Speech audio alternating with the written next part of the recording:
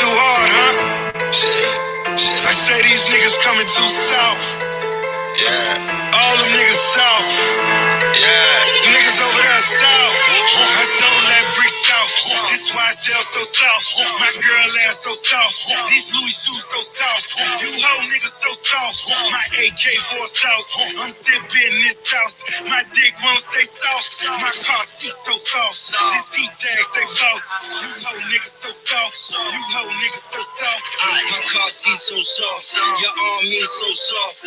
Real niggas, she like me cause I make sure she get off. These niggas claiming they winning, but when I'm around, they lost. I'm in a new car, photo, double R, logo. Big rims, no spokes. Small tires, low pros. You pussies know that I'm no joke. How you want it? 4-0, 4-4, 4-5, no ocho, just blow. Still ducking the po-po. I make it come back like a yo-yo. I'm like Ice-T with that white girl. Still getting money off Coca. Still flying in all y'all. Shit, tell me something I don't know. Got a bad bitch bouncing on my stick like a pogo. Screaming YOLO. My diamonds be shining like a snow cone. I'm so froze. Far as that dough goes, I'm Russell Simmons, you JoJo. My type get real cash. Your type get killed fast. Y'all niggas like soft booty. Get it? Real ass. You hoe niggas so soft. Soon as you hoe niggas get lost, I pay to see you gone. How much you hoe niggas gon' cost? I sold that brick south. This why I sell so soft. My girl ass so soft. These Louis shoes so soft. You hoe niggas so soft. My AK-4 south. I'm sipping this sauce. My dick won't stay soft. My car seat so soft. This heat tag say false. You hoe niggas so soft. You hoe niggas so soft. You hoe niggas so soft. You hoe niggas so soft. You hoe niggas so soft. You hoe niggas so soft. Right back in the hood, fresh off tour. Jumping out that new 4-door. Bust down AP all shorts. All this nothing they call for. None of these bitches ain't all yours. None of these niggas ain't hardcore. Young fly nigga, I'm freshman. Bad bitch with me at sophomore. My Rolex is like Mayweather's. I make it rain like Mayweather.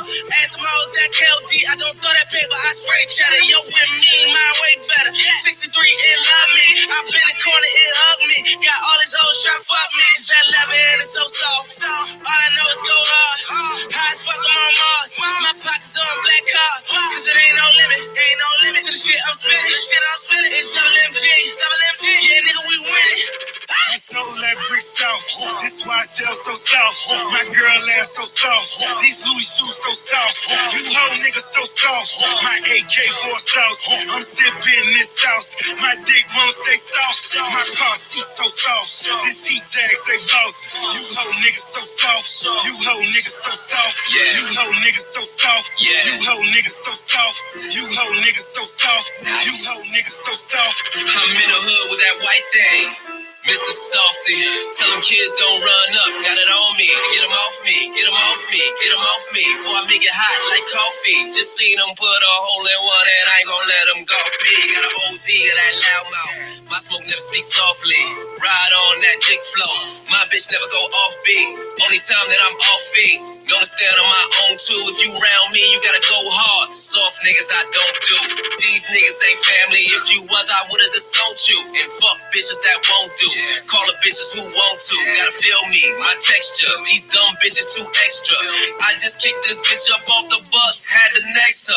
I'm too strong in these streets, boy. Please don't make me flex, sir. You know nothing about this. I do this. I'm an expert. BVs go off like the TV's my law. That's HD on my HT. These whole niggas so soft.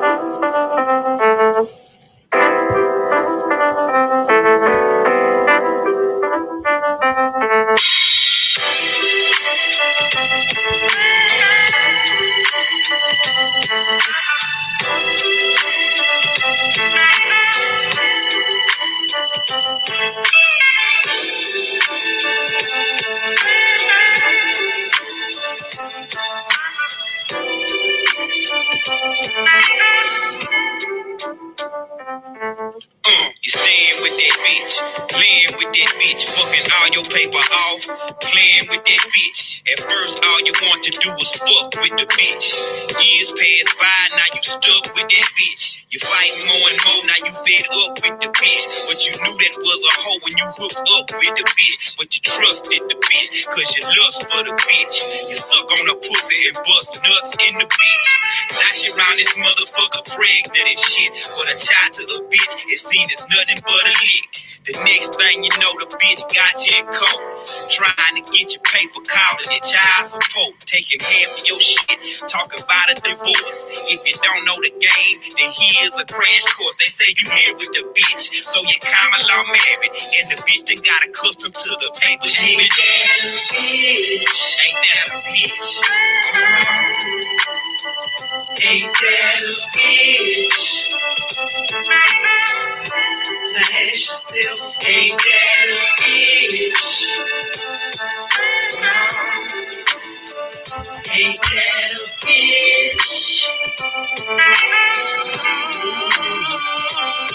I got a letter from the government the other day.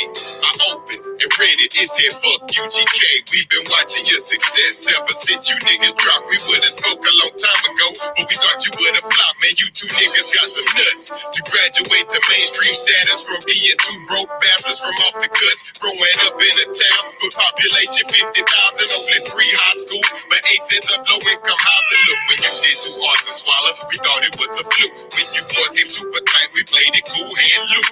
Ride dirty, we go with no video. We gave a break, but this MTV award nomination shit just took the cake. So read this letter real good and take it as a warning. We'll be watching when you sleep and when you wake up in the morning. The people that you're running with and everything you do, sincerely your side, nigga. You know motherfucking who ain't that a bitch? Ain't that a bitch? Now ask yourself, ain't that a bitch? Ain't that a bitch?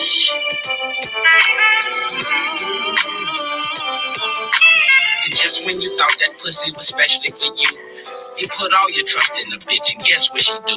Round 2 in the morning, that hoe's gone. Then she come home with some different clothes on. I guess a bitch is so fine that you pay it no mind. You asked her where she been, she say with one of her friends, that whole line. Her pussy is a gold mine. Well, that's how she feels, and she can get a few things in exchange for cheap thrills. The price of pussy is turning some women to whores. And just because they give you some pussy, it ain't yours. So I don't trip on it, but I'll stab if I can, then wipe off my weapon and turn it to the traveling man. See, like I fucked Ruby Tuesday, but Friday I had slapped that hoe. The bitch got knocked up by Roscoe and said I'm the papa though.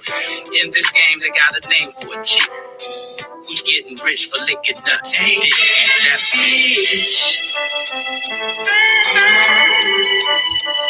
Ain't that a bitch? Now ask yourself, ain't that a bitch? Ain't that a bitch? Ain't that a bitch? Ain't that a bitch? Now ask yourself, ain't that a bitch? Ain't that a bitch?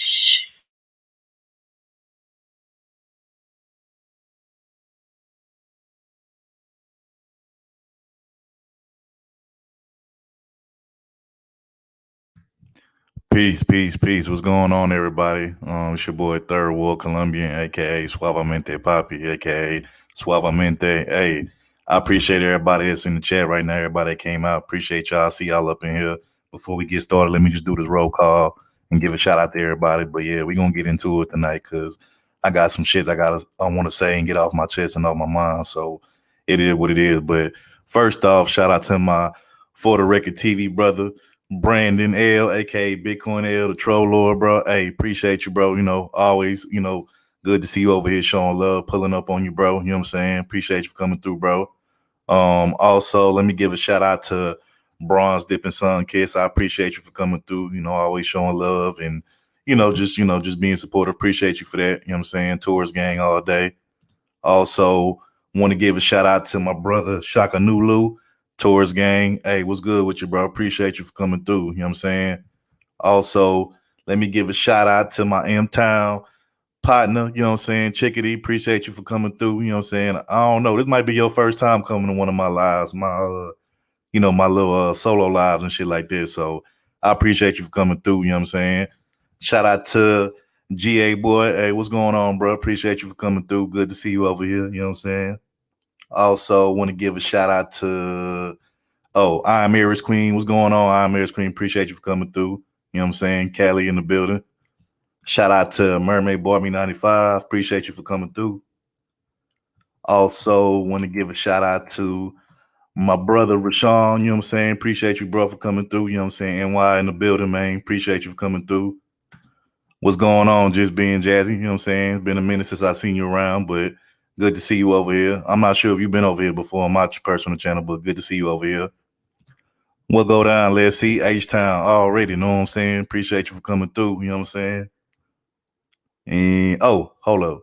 Sexy Red, I appreciate you for coming through, Sexy Red. You know what I'm saying? I know you was just over on Cooters and stuff, you know what I'm saying? But appreciate you for coming through, you know what I'm saying? And, I'm gonna try to come over there to your channel, whenever I get a chance. So, hopefully when you go live, I have some time to come over there. But shout out to you, you know what I'm saying? But yeah, so shout out to everybody in the chat, you know what I'm saying? We're gonna go ahead and get this shit started, you know what I'm saying? So today what we're gonna talk about is, it's a lot of niggas in this space, man, that been capping for a long time. You know what I'm saying? Like, all these niggas be doing up in this space is just capping. You know what I'm saying? Like, hold on. Shout out my bro, Fireman. Hey, appreciate you for coming through, bro. You made it right before I about to get started, bro. So, you ain't missed shit yet because I'm just getting started. So, appreciate you for coming through. Matter of fact, let me see. You got a wrench in my chat. I'll give you a wrench. Hold on. There you go, bro. But anyway, like I was saying, it'd be a lot of capping going on in this space, man. And I'm just tired of the capping. Like, at the end of the day, my thing is this space ain't what it used to be. You know what I'm saying? When I first came into this space, because when I first came into this space, I want to say it was the end of 2017. It was like December of 2017 when I came into this space. You know what I'm saying? And I remember when I first came into this space. This space actually had like some kind of, code or, standards to it. And, it was cool. I ain't had no issues with it. You know what I'm saying? And to be honest with you, I found this space by mistake. I wasn't looking for it. You know what I'm saying? I just kind of like stumbled onto this space. And when I came into this space, I didn't come into this space for the same reasons that everybody else came into this space. You know what I'm saying? A lot of dudes came into this space because they was having issues with women or whatever the case may be. You know what I'm saying? And I ain't down on nobody for that. That's their business, you know what I'm saying? Whatever. But that's not the reason why I ended up, like I said, I ended up here on some accidental type shit. But, I just thought the conversations was interesting. So I started listening, started being around and shit like that. And then, eventually I joined in on some of the conversations or whatnot.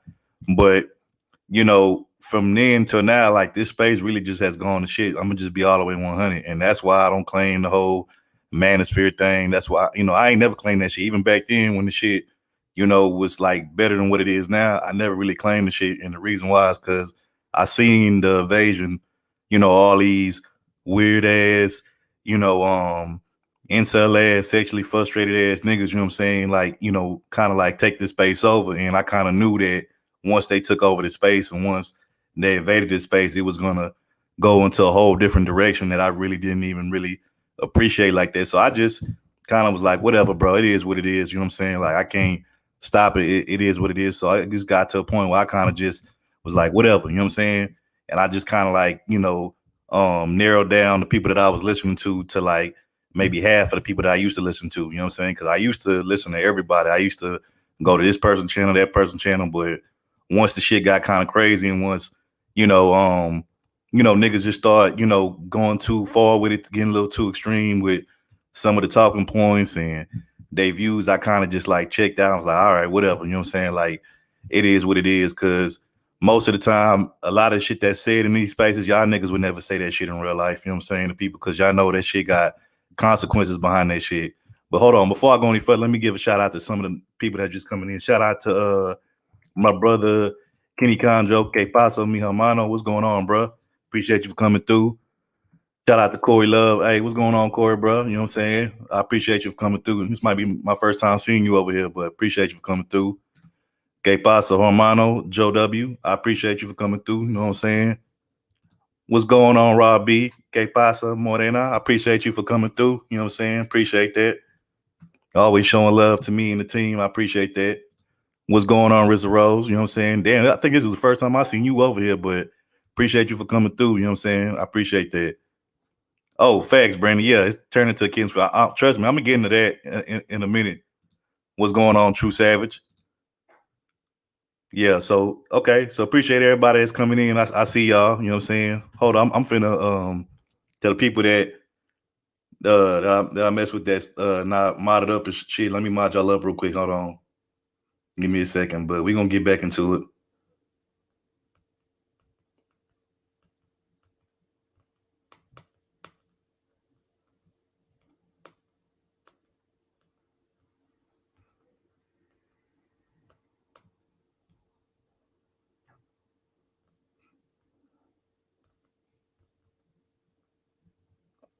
All right, I'm back. But like I was saying, you know, once this space just got too out of hand with like people can have their views. I'm not tripping off of that. It is what it is. But like when the shit get too extreme, it just like the shit just you know what I'm saying, like I just gotta check out. You know what I'm saying? Like cause like I said, it just to me, like certain shit that be being said on here, like this shit'll never get said in real life. You know what I'm saying? So it's like when I hear people say this shit, is like this shit is like a lot of the conversations that was had in this space. Like this is shit that you would only hear like maybe in the barbershop or like maybe you know just amongst you know your close friends or whatever.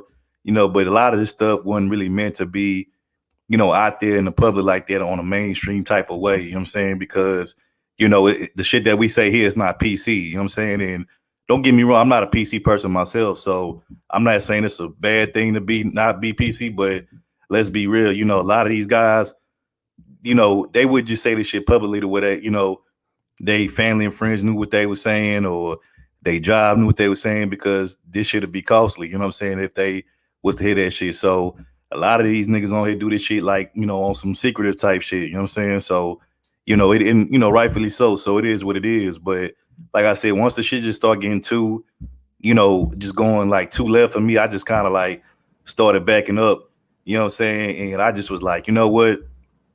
You know, niggas can have they talking points. Niggas can say what they want, feel how they feel. But, you know, I don't have those same issues these niggas have. You know what I'm saying? Not to say that I ain't never had no issues with women before in my life because I'm not going to be disingenuous like that. But it's not the issues that you niggas have. You know what I'm saying? So it is what it is. So I kind of start like, you know, backing up or whatnot. But like I said, what I really want to talk about is just all the capping that I see in this damn space. And it just getting on my nerves because it's to the point now, like I said, where this space is kind of like being kind of dead now, kind of over with. You know, this space really don't have no integrity no more. And it's just not what it used to be. Like, let's say even from like a year ago. So I'm gonna get into this shit. I actually wrote down some notes because a lot of times when I be doing this shit, I just be freestyling this shit. And you know, I just be kind of just speaking my mind. But I wrote this shit down because I wanted to be like, you know, kind of organized with this shit because I wanted to get my thoughts out. But pretty much I named the title of this stream, Stop Capping. The women y'all complain about and criticize are the same women y'all secretly desire. And I'm about to get into that. So a lot of times you'll hear these dudes on these panels, they be, you know, talking about, you know, yeah, I got no sexy red. I got no, yeah. For once, I actually got some. I think I'm gonna start doing that more because it actually helped me instead of because I don't just be like rambling and shit. But anyway, so like I said, you know, these dudes be talking this and that about, you know, black women, particularly ADOS women or American black women and whatnot. And, you know, they be saying, oh, you know, they ain't worthy, you know, of marrying and, you know, all these baby mamas and single mothers and all this little stuff, right? And look, like I said, dudes can have their talking points and some of their talking points is valid, but a lot of it to me really isn't. And a lot of it is very extreme. So that's like, well, I kind of like separate the two, you know what I'm saying? But the thing about it is that, you know, it's a lot of double talking and hypocrisy that go on in this space. And, you know, I'm gonna explain why. So first point that I want to go over is, it's pretty much the name of the title. You know what I'm saying? Like I said, the same group of women that these dudes complain about is the same ones that they secretly desire. And what I mean by that is like, you hear these dudes talking about, these women don't do this, they don't do that. They don't have the qualities of being a wife and being a good woman and all this little shit, right? But the thing about it is that, if that's how y'all feel and if that's, the realization that you guys have come to, then my thing is, okay, take that information, go somewhere else, go get with some other type of women. It don't necessarily have to mean if it's outside of the black, race, then cool. If not, if you happen to find some other black women, elsewhere, that can, provide you what you're looking for, what you need, then hey, do that, do what you do, but go do that and go be happy. Like my thing is, why is y'all still over here talking all of this shit about, women that y'all claim that y'all don't want or y'all don't desire and that are detrimental to the black community and detrimental to black society in general, you know what I'm saying? But you claim you happy and you elsewhere and you doing what you do. Like to me, you kind of contradicting yourself. Either you on the other side and doing what you're doing, or you done found somebody else, or you over here still complaining because you still want and desire those women. You know what I'm saying? Like it's not that hard, bro. Like, y'all niggas trying to have it both ways, but at the end of the day, you can't have it both ways. Like I'm not gonna complain about something that I feel like is hindering me or I feel like it's not good for me. You know what I'm saying? Like once I know something's not good for me, I cut it off, I quit fucking with it, and I just move on. I go to the next thing. You know what I'm saying? Or I go find something that is good for me. You know what I'm saying? Like it's that simple. And again, these niggas been on here so like I said, I came in this space with end of 2017. So I've been in this space for about a good 3.5, 4 years now, and y'all niggas still having the same conversations. Y'all niggas still talking about the same old shit, that y'all was talking about back then when I first came into this space. So what that tells me is that y'all haven't grown in y'all conversation. Y'all haven't grown in y'all thinking. You know what I'm saying? Y'all still butthurt about the same old shit, but y'all claim y'all supposed to be, growing. I thought by now at this point, we would have been off of this conversation and on to something else, but we still at, square one. We still on first base. I ain't even got the second yet. You know what I'm saying? And it's like we keep having these same stagnant, recycled ass conversations over and over and over again, and the shit getting real old and getting real tiring. That's why, on our channel over at For the Record TV, shout out to Brandon Topez, even shout out to Kenny. That's why we don't engage in these type of conversations, because the shit getting real old. And like I said, it's already played out. It's like, at what point, how many times can you keep talking about the same shit? How many times can you keep recycling the same conversations all over again? She won't submit. She's a baby mama.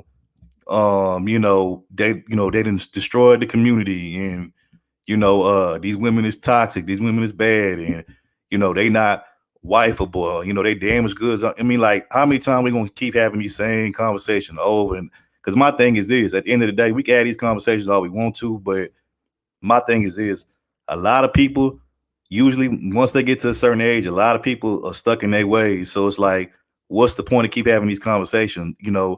I'm really starting to think that a lot of these guys that had these conversations, they really believe that if they had these conversations with these women, that it'll almost like make them see the error of their ways or change, or make them be like, oh, okay, like, well, damn, maybe I was fucking up, but it's like, they not gonna do that shit, bro. If they didn't do this shit by now, what makes you think they're gonna, do it just because you said something? You know what I'm saying? And at the end of the day, like I said, once people stuck in their ways, bro, by a certain, it is what it is. Like, me personally, bro, I'm not in the, I don't try to persuade nobody that's not persuadable. I don't try to get people to change that either won't change or that's not going to change. Like, that's a waste of time. You know what I'm saying? That's time wasted when I could be doing something else more productive and something else that's gonna, that's gonna benefit me. But all it is trying to get women to see the error of their ways or they past and shit, bro. Like, it is what it is. If she don't feel bad about it, then you ain't gonna make her feel bad about it. Like, ain't no shaming in the world that a man could shame a woman into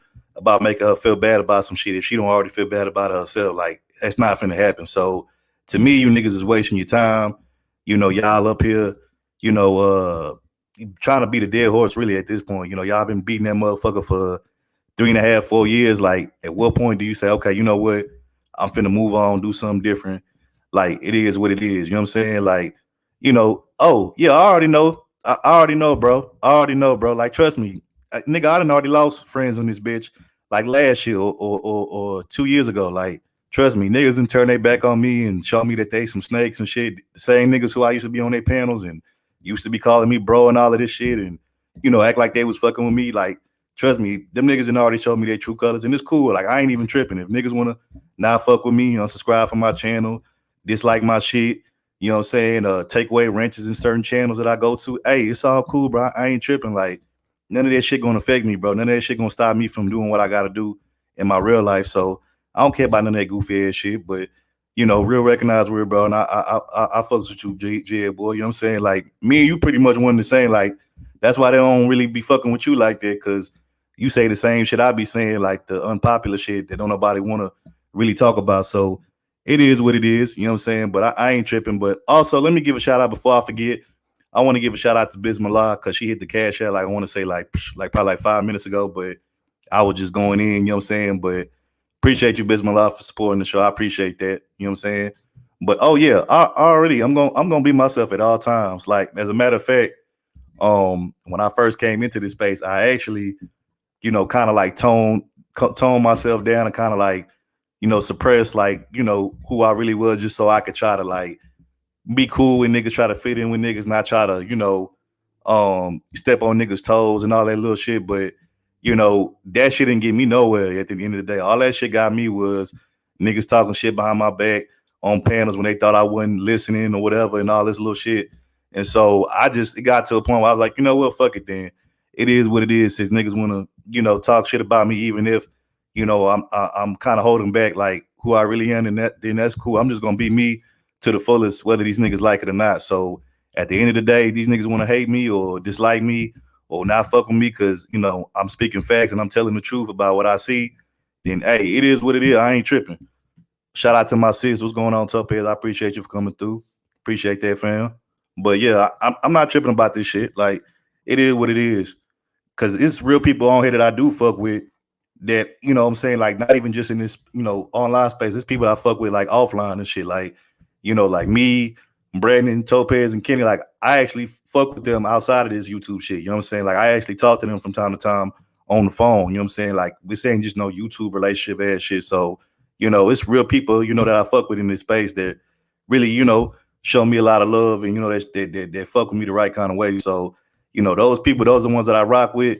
Anybody else outside of that, hey, it is what it is. I ain't tripping. Like, it's cool with me, bro. Like, y'all do what y'all do. But what's going on, Queen of the South? I appreciate you coming through. Tone Malone, I see you in here, bro.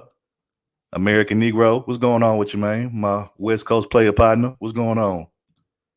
But yeah, like I was saying, my thing is back to my first point. Why complain about something that y'all claim is bad for y'all? Like, at the end of the day, if you know it's bad for y'all, keep it pushing, keep it moving. You know what I'm saying? Like, it's that simple. You know what I'm saying? Like, if these women are so-called toxic to you, or they not worth your time, or they not worth your dime, then go find the women that is worth your time and worth your dime, and that isn't toxic. Like, it's really that simple, bro. Like, you niggas make this shit way more complicated than it has to be. It's not that hard. You know what I'm saying? But that's what you niggas like to do. And I'm starting to realize and see that you niggas like to complain just as much as these bitches do. Like, that is what it is. And no disrespect to the ladies in my chat, because I got some real ones that fuck with me over here. So I'm not speaking to y'all, but to the women that these niggas be complaining about, like, they be bitching and complaining more than they do. You know what I'm saying? Like, I'm starting to see that. Like, a lot of y'all niggas, bro, y'all don't really want no real solutions to y'all problems. Y'all don't really want to just move on and do what y'all got to do. Y'all still want to bitch and complain about the same shit that y'all claim that y'all don't want or don't desire. So, like I said, what that tells me is, at the end of the day, you do truly desire these women, even though you say you don't. That's what your words say, but your actions say different. Because if you didn't want these women, you would have been already moved on by now and not even been worried about what the fuck going on over here on this side. You would have just went and rode off into the sunset with whoever is opposite of what you claim that the women is over here. So again, y'all say one thing, but y'all actions say another. So it is what it is. But let me go ahead and get to point number 2. So that was point number 1. Again, y'all complain about the same women that y'all claim that y'all don't want to desire.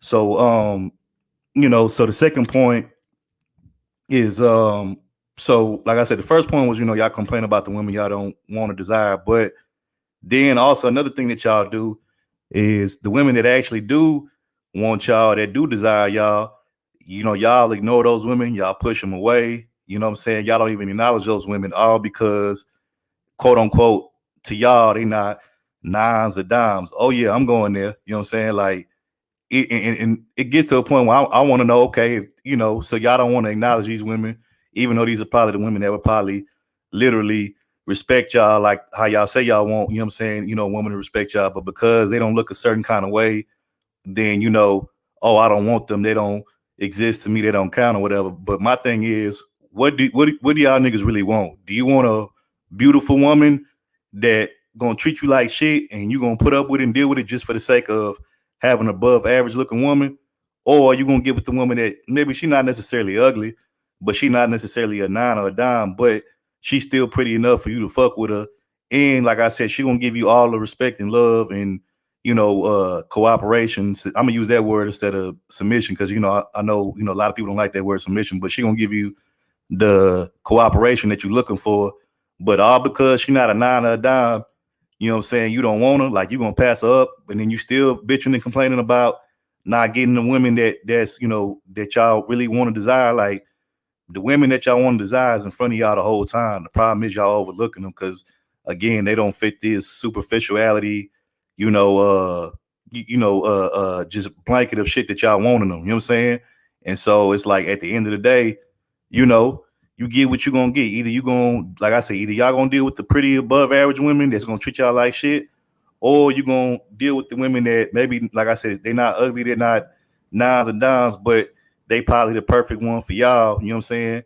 And at the end of the day, y'all, that's y'all two options. Or the third option is just sit your ass on the sideline, quit complaining, quit bitching and whining. Like them your three options right there. But I'm gonna need y'all niggas to choose one because all of this whining and crying and complaining when you actually have three options and you not like, come on, when you got three options and you're not choosing one of them, like nigga, it's not those women that you claim that you don't want to desire. It's not the women that desire you and want you, but you don't want them. Nigga, at the end of the day, it's you.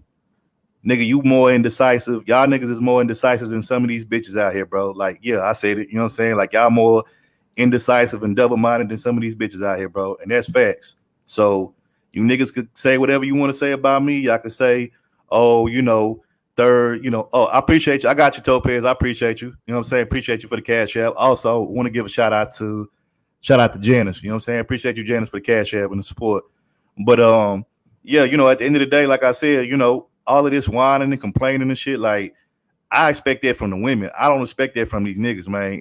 And like I said, y'all niggas got options, y'all got choices, but at the end of the day, y'all choose to bitch and complain more than the women, do, and that ain't a good look. You know what I'm saying? And then y'all wonder why these women ain't trying to fuck with y'all like that because they see that y'all more bitch made than they is. So I mean, like it is what it is. You know what I'm saying? Like y'all can get mad all you want to, but like I say, you can't deny what I'm saying. Like everything I'm saying is facts, bro. You can't even debate this shit. So it is what it is. Like I said, me personally, like don't get me wrong. Have I, in my lifetime, have I dealt with some nines and some downs in my lifetime? Yeah, but at the end of the day, I'm gonna just tell y'all niggas right now that really nines and dimes are overrated as fuck, which I'm gonna talk about that on a later day. I'm not even gonna get into that. That's a whole another topic I'm gonna get into later on at a later date. You know what I'm saying? But to me, the area that I tend to do well in when it comes to women, as far as like, and I really don't care about that whole ranking system shit.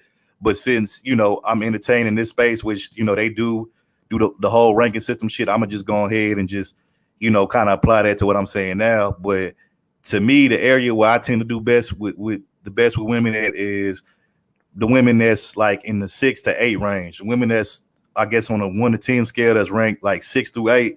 That's why I tend to do well at, or tend to do the best at. You know what I'm saying? I get a lot of good interactions, between that 6 to 8 range. You know what I'm saying? That's just me. You know what I'm saying? But and I'm cool with that. You know what I'm saying? I like that that little range and lane that I got between the 6 and 8 because I be having some nice little prospects when it comes to that. So so I'm not tripping. You know what I'm saying? But a lot of y'all niggas, man, y'all some begging ass, whining ass niggas that want to be choosers, and it's like you can't have it both ways. You know what I'm saying? You can't have it both ways at all. You niggas gonna need to choose what y'all want, or like I said, just sit it the fuck out, go sit on the sideline while the real niggas that's in the game gonna play, and we gonna score every time, and we gonna clean the fuck up, nigga. We gonna clean the whole damn board up, and we gonna do what we gotta do. Like, I'm sick of you niggas whining and complaining more than these women. You know what I'm saying? Like, at the end of the day, nigga, pull your skirt down. You know what I'm saying? Pull your motherfucking panties down and quit acting like a damn bitch. Like, period. You know what I'm saying? Y'all niggas are pathetic when it comes to that bullshit. So that's point number 2. You know, that, you know, y'all constantly complain about the women that y'all don't want, but then the women that do want y'all, and, you know, that will, you know, give y'all the type of interaction and respect that y'all looking for, y'all totally overlook them because they don't fit this this superficiality fantasy of y'all's. You know what I'm saying? So at the end of the day, you know, it is what it is, you know. But like I said, quit bitching, quit complaining. I'm sick of hearing that shit. That shit getting real old, and that shit getting real played out. What's going on? Salute, Alfie, bro. I appreciate you. I see you up in, man. I appreciate that, bro. I wouldn't even expect you to come up in. Appreciate that, bro. You know what I'm saying? That mean a lot, bro. Appreciate that. Okay, so point number 3. And this is a good one too, because I done been called this shit in this space so many times. So, you know, it is what it is. Let's get into. So point number 3, man, you niggas misuse the fuck out of the word simp. Y'all will misuse that word like I've never seen nobody misuse the word. Like, y'all do realize, and shout out to Topaz, because she got on me about this, you know, a couple weeks ago when we was doing our live stream, which, you know, I was, I be joking around and shit, but, you know, I felt what she was saying, because she was saying was true. But, you know, my sis Topaz told me a couple weeks ago when we had our live stream, she said, you know, words have meanings. You know what I'm saying? A word has a meaning, and she's right on that. You know, words do have a meaning. So when, you know, niggas take a word that, you know, has a meaning and they try to like apply it in a context that it doesn't fit, you know, it's kind of hilarious, because it's like, nigga, you reaching at this point. Nigga, you reaching hella hard, and you trying to reach, but it's like you know you ain't being successful with your reaching, bro. Like, it is what it is. Like, you trying to label me a simp because I actually know how to communicate with women, whether it's in a casual form, a business type of manner, or it's even in, you know, more of like a personal flirtatious type of manner. Like, because I know how to, you know, separate, you know, the different instances when it comes to women, the type of relations that I have with women, because I get good interactions with them. Like, you want to try to label me a simp and a sucker and all this little shit, and it's like, nigga, you reaching, bro. Like, stop, bro. Like you reaching, bro. Like, it is what it is. And shout out to appreciate you trying to wife for coming through. I appreciate you. But like I said, you know, you reaching, and it's like, what I find hilarious is the same niggas that's calling me simps and other niggas like myself who, you know, we can communicate with women. We don't really have no issues communicating with women, and, you know, we don't be having no bad blood with women and shit like that.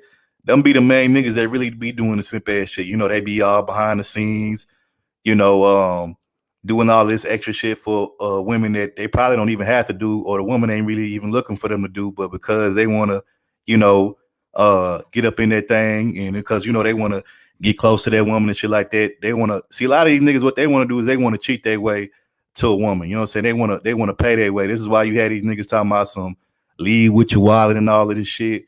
You know, tricking and all this shit. And look, I'm not saying that as a man, if you fucking with a woman and you know y'all fucking with each other, and you know y'all going out having some fun doing things that you're not supposed to spend money on a woman. But the thing about it is that y'all niggas be spending money on women and tricking off on them, and they ain't even really, you know, acting right with you. They ain't respecting you.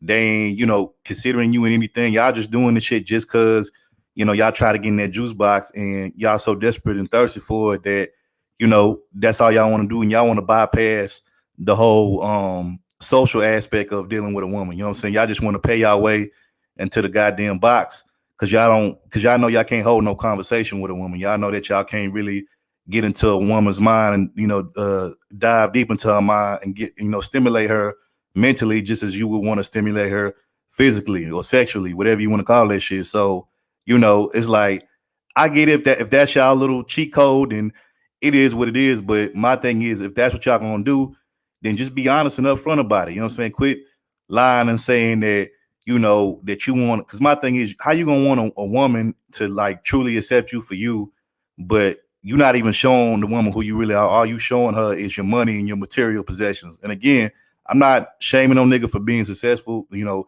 if you're making money, you're doing your thing, hey, that's what's up. You know, I appreciate that.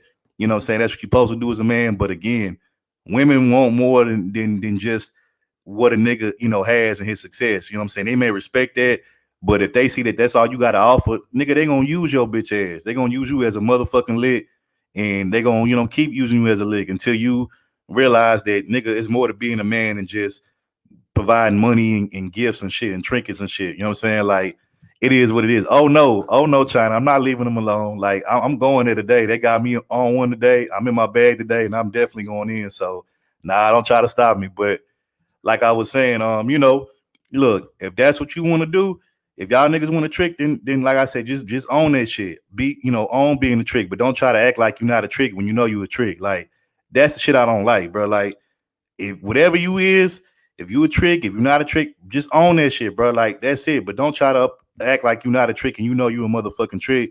And then when the woman, you know, run off with your money or run off with your possessions, or when you know, when you lose all your money and all of a sudden you crying and whining and bitching, talking about why she left me and all of this shit. Like, you know what the fuck why she left you, bro? Because she never was really with you, nigga. She was with what you had. She was with your material. She was with your money. She wasn't with you. Like, that's the difference. You know what I'm saying? Like, a nigga, and here's the thing, there are niggas out here who got money, who's successful, but they don't leave with their money and their materials. You know what I'm saying? That's just something that is a plus, you know, to what they already have, which is, you know, confidence, you know, like reassurance and shit like that. And, you know, they know what they about and they know what they stand for. You know what I'm saying? Like, a lot of you niggas don't stand on shit. You know what I'm saying? Especially you niggas who claim y'all so rich and this and all that and the third.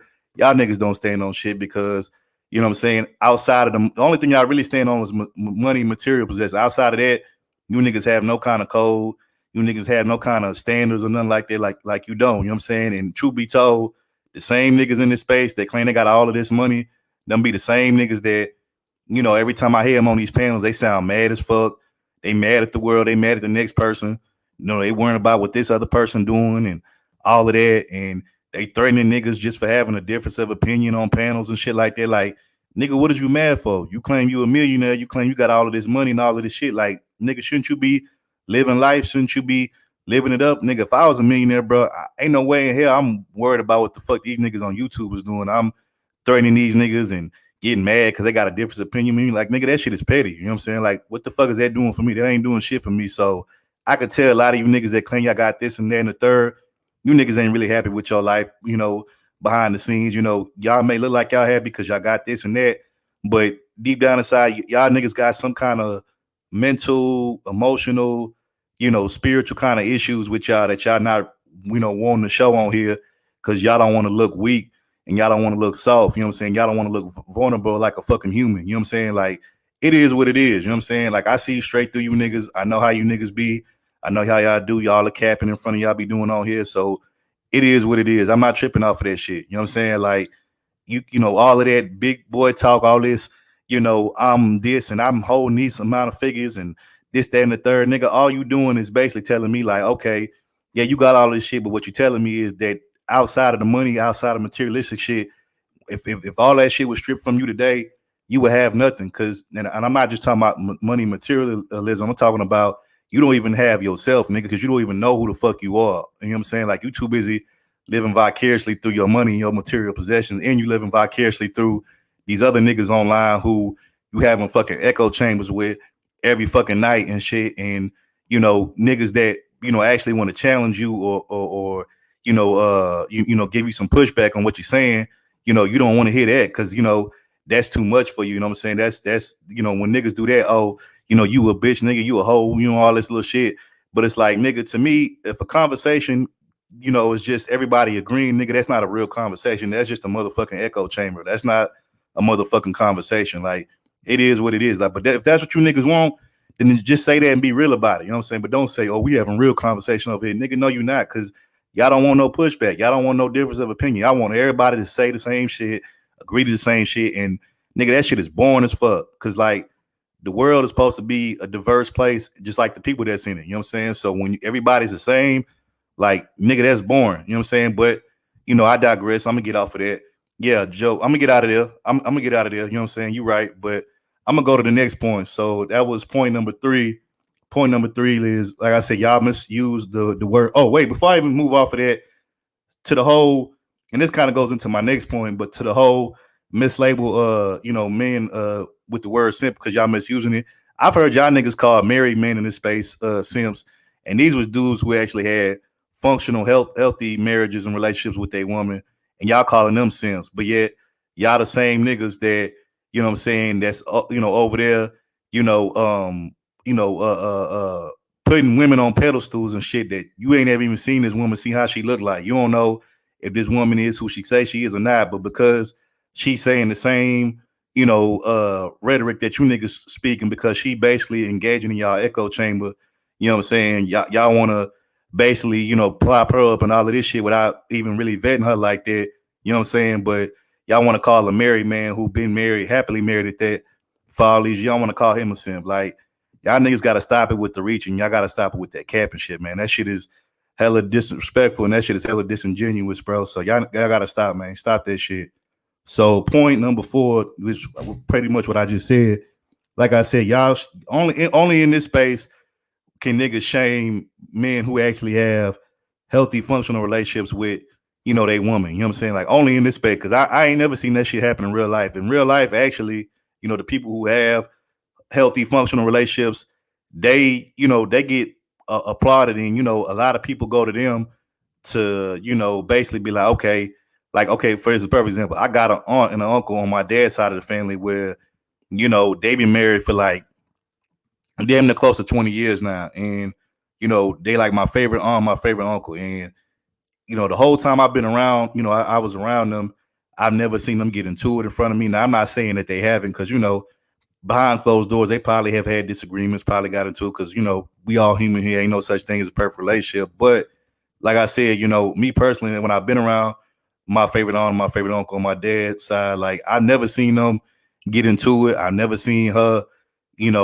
talk back to my uncle or get fly with him or no shit like that. And I've never seen him handle her funny neither. You know what I'm saying? And that's the couple that if I ever, did decide I wanted to get married down the line, like, that's who I would go to for insight on, okay, what is a healthy, functional marriage is supposed to be. I would go to them because they have that knowledge and that experience that I don't have. You know what I'm saying? But I'm not finna go to somebody else who isn't fucking married, who's not even in a fucking relationship, let alone at that, and be like talking to her, trying to get marriage tips from her, like she fucking know what the fuck she talking about. He know what the fuck. Like, that's some goofy ass shit. Like, how the fuck would you know? Your ass ain't even in a relationship, let alone married. So what the fuck am I coming to you for? Like, you're not the right person I need to be coming to. Now, if I want to learn about how to be single, how to cap, and how to fucking, reach and project, and I'll come to you for that shit. But I'm not coming to you for fucking marriage tips when you ain't never been married, number 1. And 2, you ain't married now. And 3, you ain't even in no fucking relationship, period. So, like, why the fuck would I come to you? Like, at that point, that's just some silly shit, man. That shit don't even make no fucking sense. You know what I'm saying? Like, I'm just not finna do that, bro. Like, now, if y'all niggas want to do that shit and be on some ass back with that shit like that, then that's on y'all. You know what I'm saying? But like I said, I do the shit that makes sense, not the shit that, doesn't make sense, but because it's fucking popular, like, everybody want to run with it. And see, that's the thing. Like, y'all want to go with the shit that's popular. Y'all don't want to go with the shit that makes sense. But yet, I thought this was a space that claimed that this was for logical thinking men. But every time I see y'all move in this space, y'all doing some, illogical, irrational, emotional ass type shit. You know what I'm saying? Y'all not doing the shit that actually makes sense. Y'all doing the shit that doesn't make sense, but because it's the popular move and it's because it's the popular thing to do, that's why y'all do it. You know what I'm saying? Because, it's gonna bring a lot of attention. It's gonna bring a lot of clout. You know what I'm saying? So that's why y'all do the shit that y'all do. But again, I'm not y'all niggas, man. Like I said, I do the shit that makes fucking sense and the shit that fucking get results, not the shit that, that just get a whole bunch of clickbaits and views and likes. Like, I'm not gonna do that shit. That's what you niggas like to do. You know what I'm saying? But that's point number 3, which was, y'all niggas like to shame and, criticize the people who actually have healthy, functional relationships. That's point number 4. You know what I'm saying? So point number 5 is, this kind of goes back to what I was saying earlier. Y'all financially incentivize, aka trick, on the same women y'all claim that y'all don't want because they're attractive or they look or they're above average looking. And see, to me, like I'm gonna just keep it real. The real biggest reason why the women are the way they are the way today, and they got all of this, attitude and shit like that, and they feel like they can't do no wrong, is because issue trick ass, social skills having ass niggas that's basically, rewarding these women by financially incentivizing them for nothing but other than just pretty much them giving you their box and that's it. You know what I'm saying? But after they give you their box, they go right back to treating your ass like the motherfucking trick and the mark and the John ass nigga that you are, disrespecting you, talking back to you and, just being, hella, like throwing little subliminal shots at you and being, petty with you and all of this stuff. And, y'all be up there, buying these women this and buying them that, taking them out, this and that. But like I said, y'all will call me a simp because I actually know how to communicate with these women and know how to get the best out of them and shit like that. But like I said, y'all up here, y'all the reason why, pretty much the reason why the women are the way that's because of y'all. Because if y'all would stop all y'all tricking shit and actually make women respect y'all and make them actually fuck with y'all on some genuine shit in the right kind of way before y'all start spoiling them with money and gifts and all this little materialistic ass shit, then we probably wouldn't have this problem that we having right now. But because y'all so damn thirsty and eager to get to that box, and to the point to where y'all want to bypass the social part of it because y'all niggas don't have no motherfucking social skills. That the only social skills you have is nigga, here's $20. That's how you niggas communicate with these women. Oh, here's $100, here's $200, whatever these women is going for, whatever their price is. You know what I'm saying? That's what you give them, and then you say, here's such and such. Let's go ahead, let's get it on, let's do what we gotta do. That's y'all way of communicating. Anything outside of tricking and outside of providing them with some kind of tangible gifts, y'all don't know how to do nothing else outside of it. Y'all don't know how to communicate outside of it. Y'all don't actually know how to open up your fucking mouth and hold a conversation with these women and actually, keep her attention for no longer than 10 seconds. And y'all don't, like I said, y'all don't know how to fucking mentally stimulate women. Y'all don't. You know what I'm saying? Y'all can, stimulate a woman, with Johnson, but you can't, stimulate her, you know what I'm saying, with your words in your conversation. You know what I'm saying? And then you wonder why after, you pay her for her little service and shit, she dip out on your ass and she go ride with the nigga who probably ain't even really spending the kind of money that you spending on her, but because the nigga actually being himself and, actually showing her more than just money and materialism, you know what I'm saying? She actually is, fucking with him the right kind of way, the way that you wish she would fuck with you. And she's probably addicted to that nigga. And also shout out to DS1 Sheep Stay Sleep. He actually talked about this the other day on his panel where he was talking about the whole Asian Doll thing. For those who don't know, Asian Doll is a female rapper out of Dallas, you know what I'm saying, Dallas, Texas. And, she's been known for liking street niggas, and, the most recent nigga that she been with, that was the most popular was King Von, RIP King Von. And, I guess now she having, she kind of having a change of heart where recently she was like, yeah, niggas with money is cool and all, but that shit getting boring because really outside of their money, like most of these niggas don't really have nothing else to interest me or to keep my attention or to get my, love and respect outside of just their money, materials, position and materialistic possessions and shit. And so, like I said, when even these type of women who's used to fucking with niggas with money and shit like that, even when they get to that point, it's like, nigga, you got to show them something different. And if you can't, then nigga, like I said, you're going to always be forever in that trick John Lane category. And, you just got to deal with it and just be comfortable with it, be cool with it. Cause you don't want to learn nothing else. And you don't want to, like most of you niggas don't even want to try to hold a conversation with a woman, let alone, just showing her who you really are outside of the money and material possessions. So it's like, like I said, just be comfortable with the fact that you're going to be a trick for life. You're going to be a John. And she gonna just use you for the money and material possessions. You might get a little taste of a little whiff of it here and there, but after, the deed is done, she not sticking around, bro. She gonna leave and she gonna go be with that nigga that she really feeling and who, don't have to pay for her cooperation, don't have to pay for her, for her to be feminine with him and shit like that. You know what I'm saying? Now, I'm not saying he ain't doing nothing for her financially, but he's not trying to buy her love or respect. You niggas, you trick ass niggas, that's what you niggas try to do, try to buy a woman's love and respect. And what I don't understand is you niggas is older than me. And the thing is that I could have sworn when I was coming up, my grandparents used to always tell me that you can't buy nobody's love and respect. You know what I'm saying? You have to earn that shit.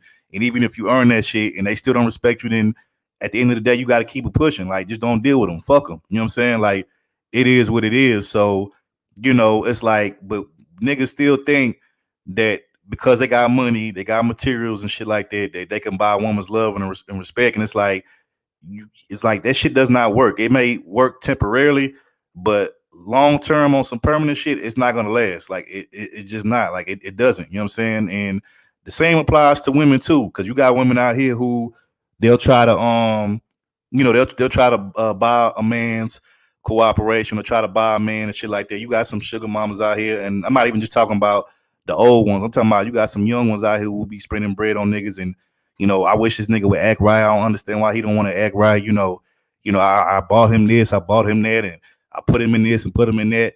Like, at the end of the day, the nigga gotta already be respecting you and receptive to you, to all of that. If he not, money not gonna change nothing. He just gonna keep using you for that little money and whatever else you providing for him, and that's it. So it's the same on both sides when it comes to the men from the women, or when it comes to the women come from the men when it comes to the women, trying to buy them. Like, you cannot buy nobody. You can't buy nobody's cooperation or they respect or they love. Like, you just can't. Like, and if you do, I pity the fool, because you look stupid trying to do that shit. But like I said, I'm just go to the next topic. Not next topic, next point. That's point number 4, which is point number 5. My bad. Y'all trying to financially incentivize and trick on the same women that y'all claim y'all don't want, all because they attractive. And the last thing I'm gonna say before I move on to the next point is, the reason why you niggas do this is because y'all talk all this shit about big booty Keisha and all of that shit, right? But let's be real, because y'all never had a chance to get that big booty Keisha in y'all younger years, and I'm talking like high school and shit like that, maybe even college and shit. This is why you niggas still secretly desire her, in your grown up years and your adult years, because you never had that experience when she was young, when she was ripe, when she was fresh. You know what I'm saying? And when she was in her prime and shit. You know what I'm saying? So y'all still trying to go back and relive y'all old high school dreams and fantasies from bitches that when you went to high school with 20 years ago, 30 years ago, however long it was, shit like that. But them not the same women no more, and they not the same women that they was back then. So like, y'all niggas look stupid trying to do that shit. You know what I'm saying? And y'all been holding on to that shit forever since back then, and y'all still complaining about the shit. I'm just gonna say this. Like, you got niggas complaining about, a fucking goddamn prom that happened 20, 30 years ago, where a nigga got turned down and shit by all the women he asked out for prom like 20, 30 years ago. You got niggas still complaining about that. And these niggas is like senior citizens ass niggas and shit complaining about that shit. Like, at what point you gonna let that shit go and just live your best life, bro, and just keep it pushing, bro? Like, that shit is pathetic, bro. Like, I don't like a woman could reject me. Like, let's say I go holler at a chick, like I tried to holler at a chick like 3-4 days ago, even a week ago. Like, I'm not still thinking about that shit because she rejected me. I'm on a whole new path. I'm not even worried about the shit. I'm not even thinking about the shit. Like, the shit don't even exist to me no more. You know what I'm saying? Like, so the fact that you niggas are still traumatized and hurt for some shit that happened, 20, 30, 40 years ago, whatever the fuck, like, you niggas is pathetic for that shit, man. I'm sorry. Like, ain't no way in hell a nigga should be following you, especially not no young nigga. Like, because all y'all niggas gonna do is mislead these young niggas, have these young niggas, you know what I'm saying, feeling some kind of way, and leading these niggas to nowhere and shit. And I think I forgot who I've heard. I think I might have heard. Shout out to Angry Man. You know what I'm saying? I think I heard him say this before. But like, how many niggas in this space probably actually had great relationships with their woman, and they probably threw it away just because they heard some niggas say some shit on here about fuck these hoes and fuck these women. These women ain't shit. All these women the same and shit. Like, how many niggas actually probably threw away they relationship, and a good one at that, listening to some niggas that been jaded and bitter about the same shit from the same women like 20, 30 years ago. Like, you niggas is done, bro. That's why whatever you listening to in this space, you got to take whatever applies, and then the rest that don't apply, throw that shit away. Like, at the end of the day, bro, like, you got to live your life for you, and you got to live it according to what's best for you. You can't be living vicariously through these niggas on YouTube and shit. Like, it's people on YouTube that I like. It's content creators on here that I fuck with real heavy, but and some of the shit that they say, I'll be like, okay, yeah, that makes sense, and I use it or I apply to my everyday life, and the shit that don't apply to me or I can't use, I just leave it there. You know what I'm saying? But I don't worship the my favorite content creator. I don't worship them. I don't idolize them or none of that shit. I just be like, some shit I agree with on with them, and I'll be like, I agree with that. And if it's some shit I don't agree with, I let them know, okay, I don't agree with this. You know what I'm saying? So, and that's how it should be. But you niggas, like I said, y'all want to live vicariously through these YouTubers because you niggas probably never had a social life when you in your younger years. And really, we try to downplay that, like, people don't need a social life when they're young, or, it doesn't matter. You know what I'm saying? But actually, it does matter, because when you don't have a social life when you young, like especially like when you in your teens, all the way up to like like early college years and shit like that shit would affect you socially later on when you become grown, and then you wonder why you grown as fuck, but you don't know how to mingle and interact with people when you fucking a grown ass person, and it's because you never was practicing that shit and you never was using that shit when you was young, when you was a teenager. So now that you in your 30s and in your 40s, you don't really know how to interact with people. You go out to public events and social events, but you kind of awkward. You kind of stick out like a sore thumb. People try to communicate with you. Your conversations is dry as hell. You just make people feel uncomfortable. You know what I'm saying? You don't know what to say. You know what I'm saying? It's just like, and people can sense out that shit, especially when it comes to women dealing with men. Like, women pick up on that energy shit real quick when a man approaches them, whether it's to holler, he just trying to have a casual con, like, they pick up on that shit real quick. So if you coming up over there on some awkward, timid ass, unsure, undecisive ass shit, they gonna pick up on that shit real quick. And based on what you trying to do, they gonna respond based on the type of energy that you putting out and the type of responses that you're giving them. You know what I'm saying? And that's something that I know a lot of you niggas don't want to talk about. Y'all don't want to accept, because y'all excuse would be, oh, you trying to cater to the bitch. You trying to cater to the bitch. No, it's called soft social skills. Like, you niggas should learn that. You know what I'm saying? Like, you niggas need to learn how to have soft social skills with people, because maybe it'll help you. And it's not won't even just help you when it comes to dealing with women on an intimate level. It'll help you like with just in your general everyday life. Like, you have to have soft skills even when you doing business with people, when you working at a let's say you working somewhere at a company and shit like that. If you don't know how to communicate, like, it's only so far you're gonna be able to get, especially if you're trying to move up in the world, trying to move up in the company and shit. Like, you think these motherfuckers gonna promote you and you don't even know how to do something as basic and simple as simple communication? Like, you niggas is lost, man. And I'm not gonna try to save you.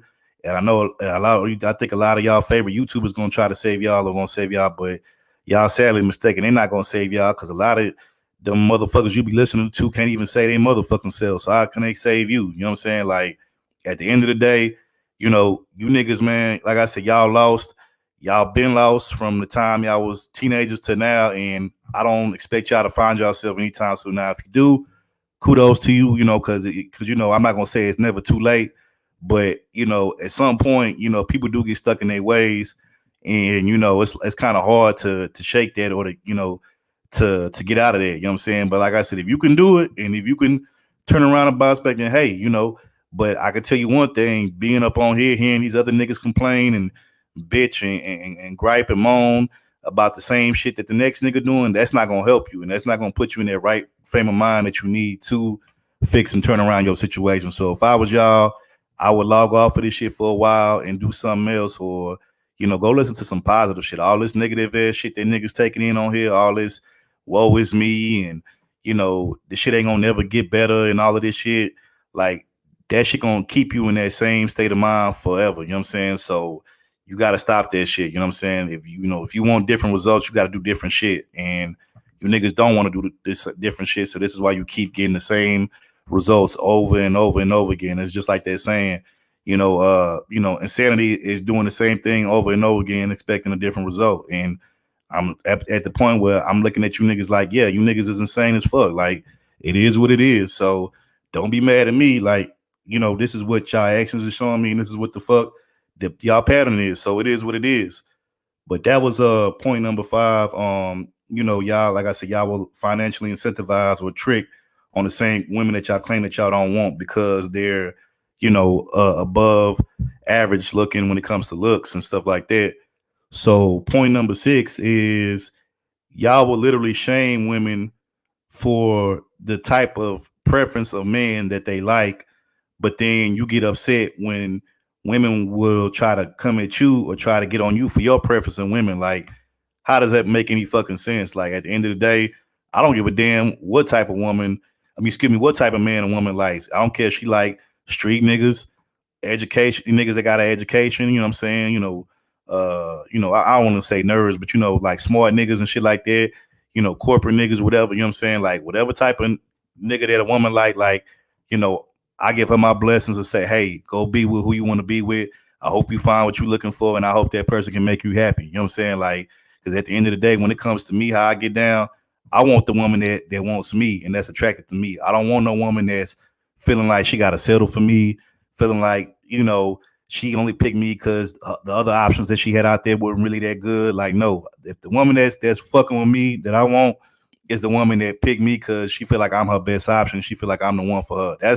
That's how I rock, and that's how I get down. If a woman feel like I'm not that nigga, I'm not the one, you know what I'm saying, out of all her other candidates, and options, then hey, go find the one that is, you know what I'm saying? Like, no love lost. I ain't mad at you.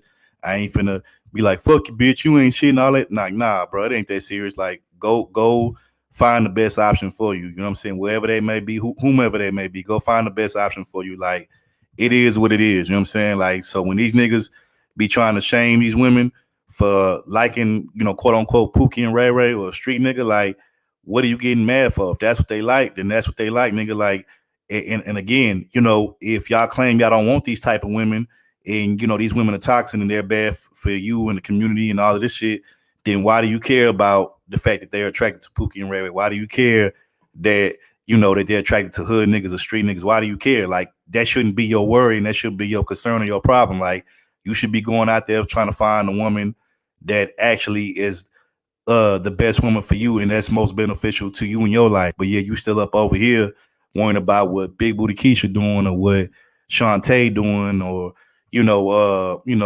one of these other chicks is doing, you know what I'm saying? When you yourself have said multiple times that you don't want these women and you're not attracted to these women and these women ain't no good for you. So okay, so why worry about who they dating and who they getting with? Just, you don't even worry about it. Be like, that's y'all issue. If y'all want to get, because if I was in y'all shoes, I'd be like, okay, she want to get pregnant by this nigga who already got like 3, 4, 5 baby mamas, previous to her, and he don't take care of his kids and shit like that. That's her business. That's on her. Let her.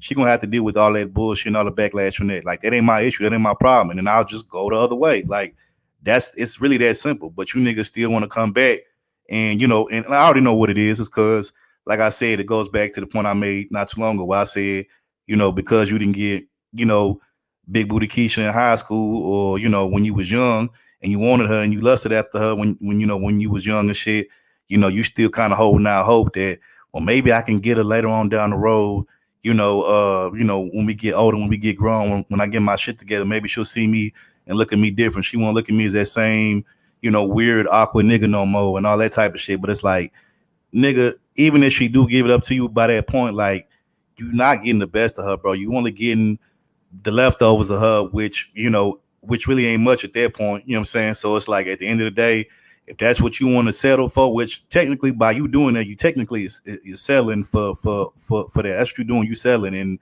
y'all claim that y'all don't settle for shit, but when y'all still try to go back and relive things that you didn't do in the past, when y'all try to go back to a situation that you never had, like, you're pretty much settling, bro, at that point. So y'all doing a bunch of double talking, and it's a bunch of hypocrisy ass shit going on, and I'm hypocritical ass shit going on. I'm just sick of all of that shit, bro. Like, at the end of the day, I'm just calling it how I see it, bro. Like you can get mad at me, you can say, I'm just making up some shit, I'm whatever, but y'all know what I'm saying is true, even if y'all don't want to admit it. But it is what it is. But yeah, y'all niggas need to quit shaming women for liking the type of niggas that they like. If y'all don't want to deal with them after they've already been with Pookie or Ray, whoever, just don't deal with them. Just be like, nope. Like, you already got pregnant from this nigga and you want to come to me now because this nigga ain't trying to do shit for you. Not like, nope, not my problem. I'm not dealing with you. I'm gonna go over here to this person over here because I ain't got to deal with that over there. You know what I'm saying? And that's how you deal with it. And this is easy as that. But again, you niggas will take something so simple and you will complicate that shit and make it to where it's shouldn't even been that complicated in the first place. So that's how you deal with that shit. But outside of that, like, I'm just sick of you niggas, capping. I'm sick of all the lying. I'm sick of all the hypocrisy with y'all, man. Like, stop with that bullshit because I see it. And I may not have said nothing up until now, but trust me, I have been seeing the shit. And like I said, like now I just feel like the shit got to be said. Somebody got to call it out. You know what I'm saying? So it is what it is. And we down to the final point number 7. And this is probably my favorite point because I hear this shit all the time on here and I'm just like shaking my head. So point number 7 is you niggas will blame feminism and the gynocracy for your lack of dick discipline. And I mean, let's just keep it real, man. I hear plenty of niggas on here talking about feminism is the reason why it's holding men back and the gynocracy this and the gynocracy that, all this little shit, right? And look, I'm not saying that to a degree some of those things aren't true because they are, but let's keep it real. We all know a lot of times you niggas be holding yourself back because you be fucking with the wrong type of women, the wrong type of bitches, and then when you get them pregnant, you realize that fuck, I got this fucking woman pregnant, and fuck, I shouldn't have done that shit. Like fuck, and now you your ass is on the hook and on the ringer for child support, and now you want to get mad at everybody. Now you want to be mad, get bitter, and all of this stuff. But it's like, no, nigga, that was your fault, nigga. You should have either strapped the fuck up, or you shouldn't have fucked with her in the first place, or you shouldn't have got so knee deep in the box and so comfortable in it to where you was laid up in it to where you got her pregnant. Like, period. You know what I'm saying? Like, at the end of the day, nigga, that falls on you. You know what I'm saying? Like, if you like, come on, like, first of all, how do you get a woman pregnant that you don't even vet to see if she's even a possible candidate for to be a mother or to be, a child bearer and shit like that? Like, how the fuck do you get her pregnant? Not even like, and the reason why is because you niggas don't vet y'all women. Y'all, the only thing y'all do to vet a woman is let me see if that pussy good. Let me see what their mouth do. And once y'all see that their mouth, good and that pussy, is fire, that's all the vetting that y'all need, or that's all the only vetting y'all do. Y'all don't see what her temperament is. Y'all don't see, if y'all actually, get along, y'all compatible. You don't see if she's nurturing. You don't see if, her personality is compatible with yours and shit like that. Like, you don't do none of that shit. Then you don't even look at her background, where she came from, the people that she surrounds herself with on a daily basis and shit like that. You don't try to get in her mind, her psyche, like none of that shit. Only thing you do is you should be like, man, but that ass fat though, and man, that pussy hitting, that pussy hit hard as fuck, and man, that mouth is crazy and shit. You know what I'm saying? And then that's what y'all do. And then when y'all get her pregnant, y'all realize that she wasn't an ain't shit. She was an ain't shit bitch, and she definitely wasn't the bitch for you. Now you mad at the world and shit. You know what I'm saying? Talking about some feminism, talking about gynocracy. No, nigga, it was your dumb ass that didn't have no motherfucking dick discipline. Like, I'm not gonna say no names, but there's a particular YouTuber on here who he tried to call me a pussy first ass nigga just because I said I don't hate women and I don't have the same type of issue with women that you niggas do. And he tried to call me a pussy first ass nigga, but this is the same nigga though who I've heard him complain on his panels before about being on child support, being dragged through, child support court and all that shit. Nigga, I don't know nothing about none of that shit. I don't have no kids, bro. I don't have no kids. Ain't no woman ever took me to child support. Ain't no woman that never had me on the ringer and shit like that. Ain't no woman ever held no kids over my head or no shit like that. So I don't have those same problems and issues, bro. So how you gonna call me a pussy first ass nigga when nigga you a whole baby daddy ass nigga that got drugged through motherfucking child support court? Like, nigga, sit your goofy bitch ass all the way the fuck down, bro. Like, you tripping, bro. Like, you reaching and you doing a bunch of projecting. Like, nigga, that's your life. That ain't my life, bro. Like, at the end of the day, like I said, I've never been dragged through child support court. I ain't got no kids, so I don't know what that feel like. So, and I'm not trying to shit on you. I'm not trying to say that, that's what's up, because truth be told, that ain't what's up. And, that is fucked up. But at the end of the day, nigga, it was your decision to stick your motherfucking dick in her and get her pregnant. And so at the end of the day, like, you got to deal with that, bro. Like, it is what it is. Like, don't cry about it now. Don't get mad and shit like that and then try to project on me. Like, no, nigga, you knew what the fuck you was getting into, and you knew what the fuck you was doing. So now you got to live with the consequences of that shit, bro. Like, it is what it is. So quit trying to fucking blame me. Quit trying to act like I'm the reason why you want child support. Quit trying to act like I'm the reason why you picked the wrong bitch to get pregnant. Like, no, nigga, this was all you, bro. Like, this is what you did, bro. So like I said, you got to deal with this shit. Don't be mad at me because you got an ain't shit ass baby mama, or because the mother of your kids, is a bitch towards you, and she didn't, flip the script on your ass and all that shit. Like, no, nigga, like, that ain't my fault, bro. Like, I'm not responsible for that. You know what I'm saying? So you're not finna come at me like that, bro. Like, not at all. And like I said, it's not feminism's fault. It's not motherfucking the gynocracy's fault, nigga. It's your motherfucking fault, nigga. Vet these women better. Quit trying to just when you vet a woman, it's more than just about is the pussy good and is that ass fat and is their mouth good. Like, it's more to it than just that. Like, that shit, yeah, okay, like, yeah, that's part of it, but that's not the only part of it. You know what I'm saying? And once you niggas find that out, then guess what? You won't be toxic situation just like me.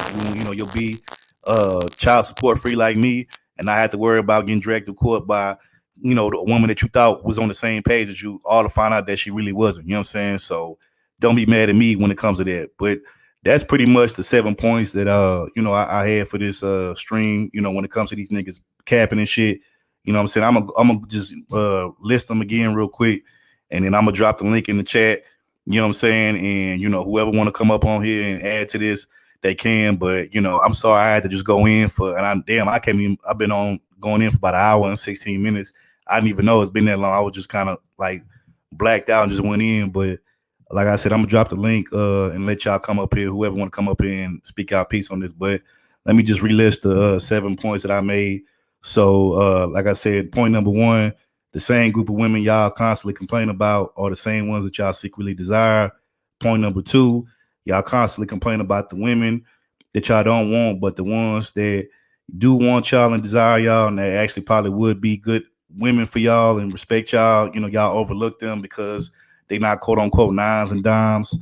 Point number 3, y'all misuse the word simp and try to like label men simp that aren't simps and try to like put that stereotype on them when nigga, y'all the true motherfucking simps, because y'all the one that's doing all the simp shit in the background. But I'm not even gonna get into that. That's a whole nother story and a whole nother live and topic for another day. Another point number 4, y'all will shame men who actually have healthy functional relationships with women. You know what I'm saying? And y'all calling married niggas who actually have healthy functional marriages, and have been with they women for years and shit, and they both treat each other well. Y'all calling these niggas simps and shit, but y'all the same niggas that's crying about a bitch that didn't validate you or didn't even recognize you, or that didn't even pay you no mind in fucking high school, and y'all niggas in y'all 40s and 50s now. Nigga, shut your goofy ass up. Point number 5, y'all financially incentivize or trick on the same women y'all claim y'all don't want because they're attractive. You know what I'm saying? Like, and then y'all wonder why these women got this attitude like a nigga gotta pay me for my time. They gotta buy me this and buy me that. Like, the reason why these women is like that and this climate is like that with these women is because y'all niggas been tricking, bro. All y'all do is trick. Y'all don't want to try to actually get to know a woman. Y'all don't want to try to, dive deep into her mind, try to hold any kind of meaningful conversations with her to see what her head at, to see if she's even worth your time, number 1, or even your dime, or even worth even, continuing moving forward, talking to her or engaging with her in any kind of way. Y'all just trying to pay y'all way to that damn box so fast to where y'all don't want to have to communicate with the woman, and y'all just want to use a cheat code, or here's this amount of money, or here's this, this bag or whatever.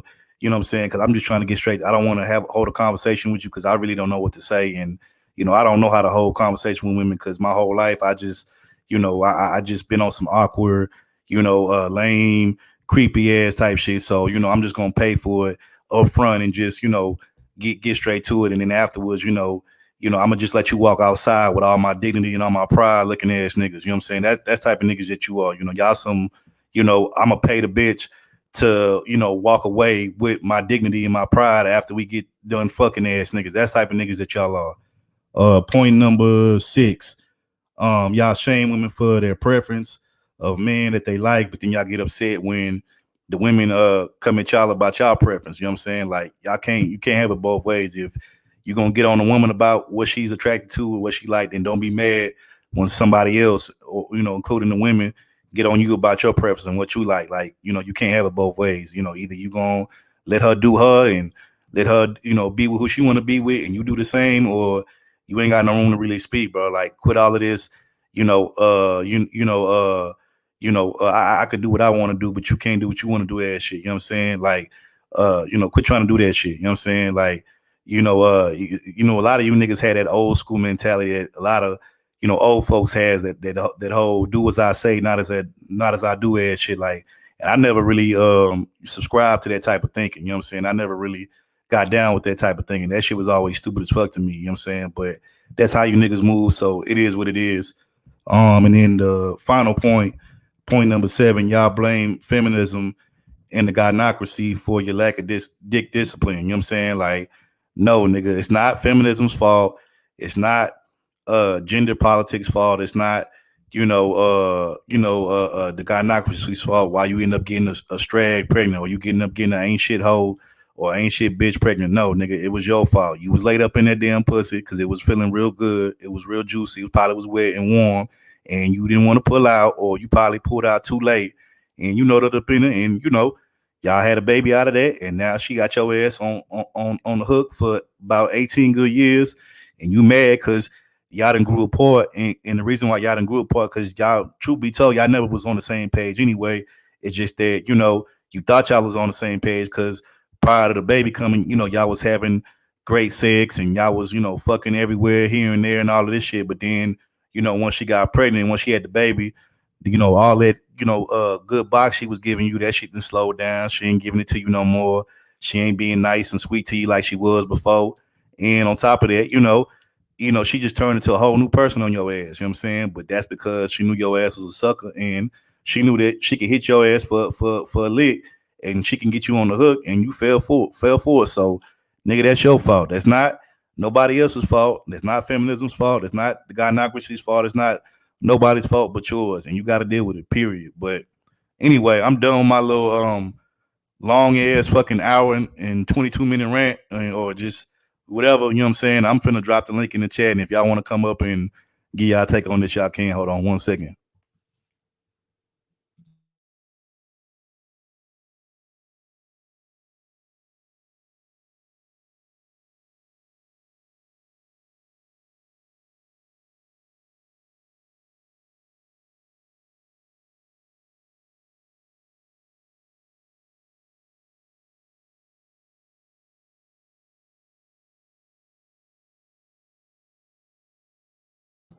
There y'all go. The link is in the chat.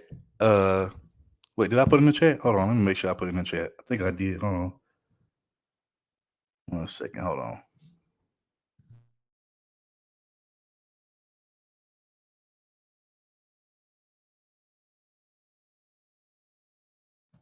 Yeah, I put it in the chat. Okay, so if y'all want to come up here and y'all want to give y'all take on everything I said or whatever, or any particular thing I said, y'all can.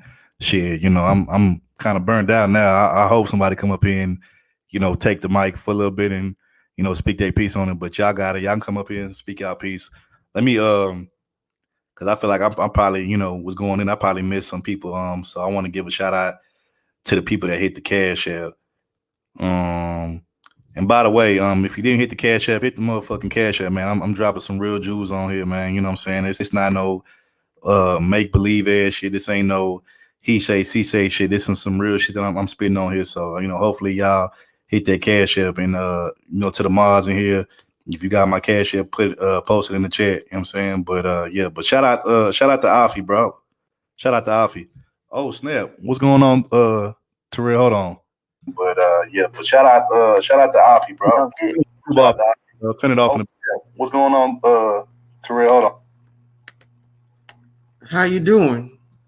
I'm doing good, man. What's going on with you, man? What you got to say, man? Oh, I'm doing good tonight.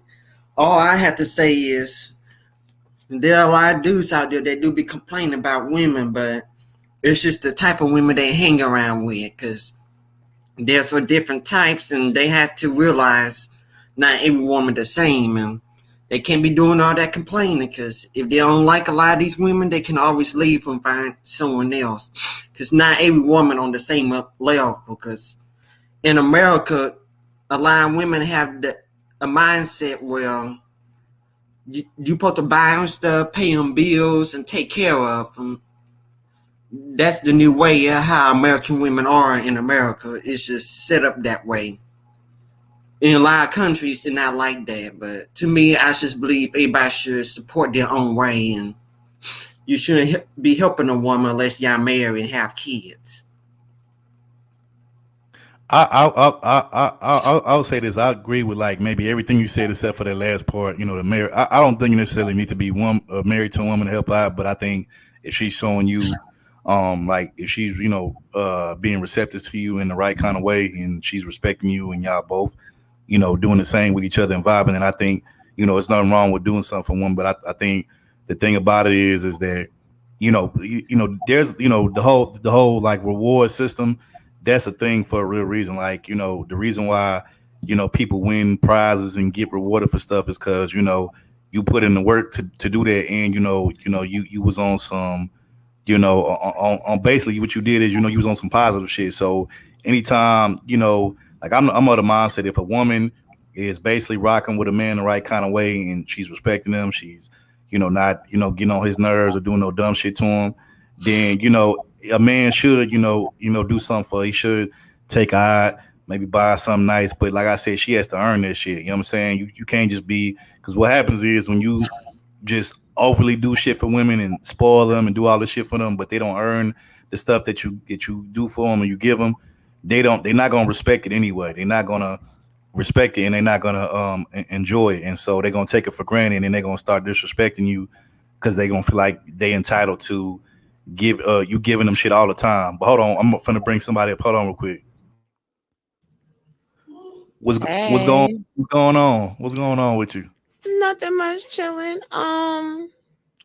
So I just have some quick questions. Yeah, yeah, you got it. You got it. Y'all think that y'all are supposed to have access to a woman's special garden and y'all not supposed to do nothing?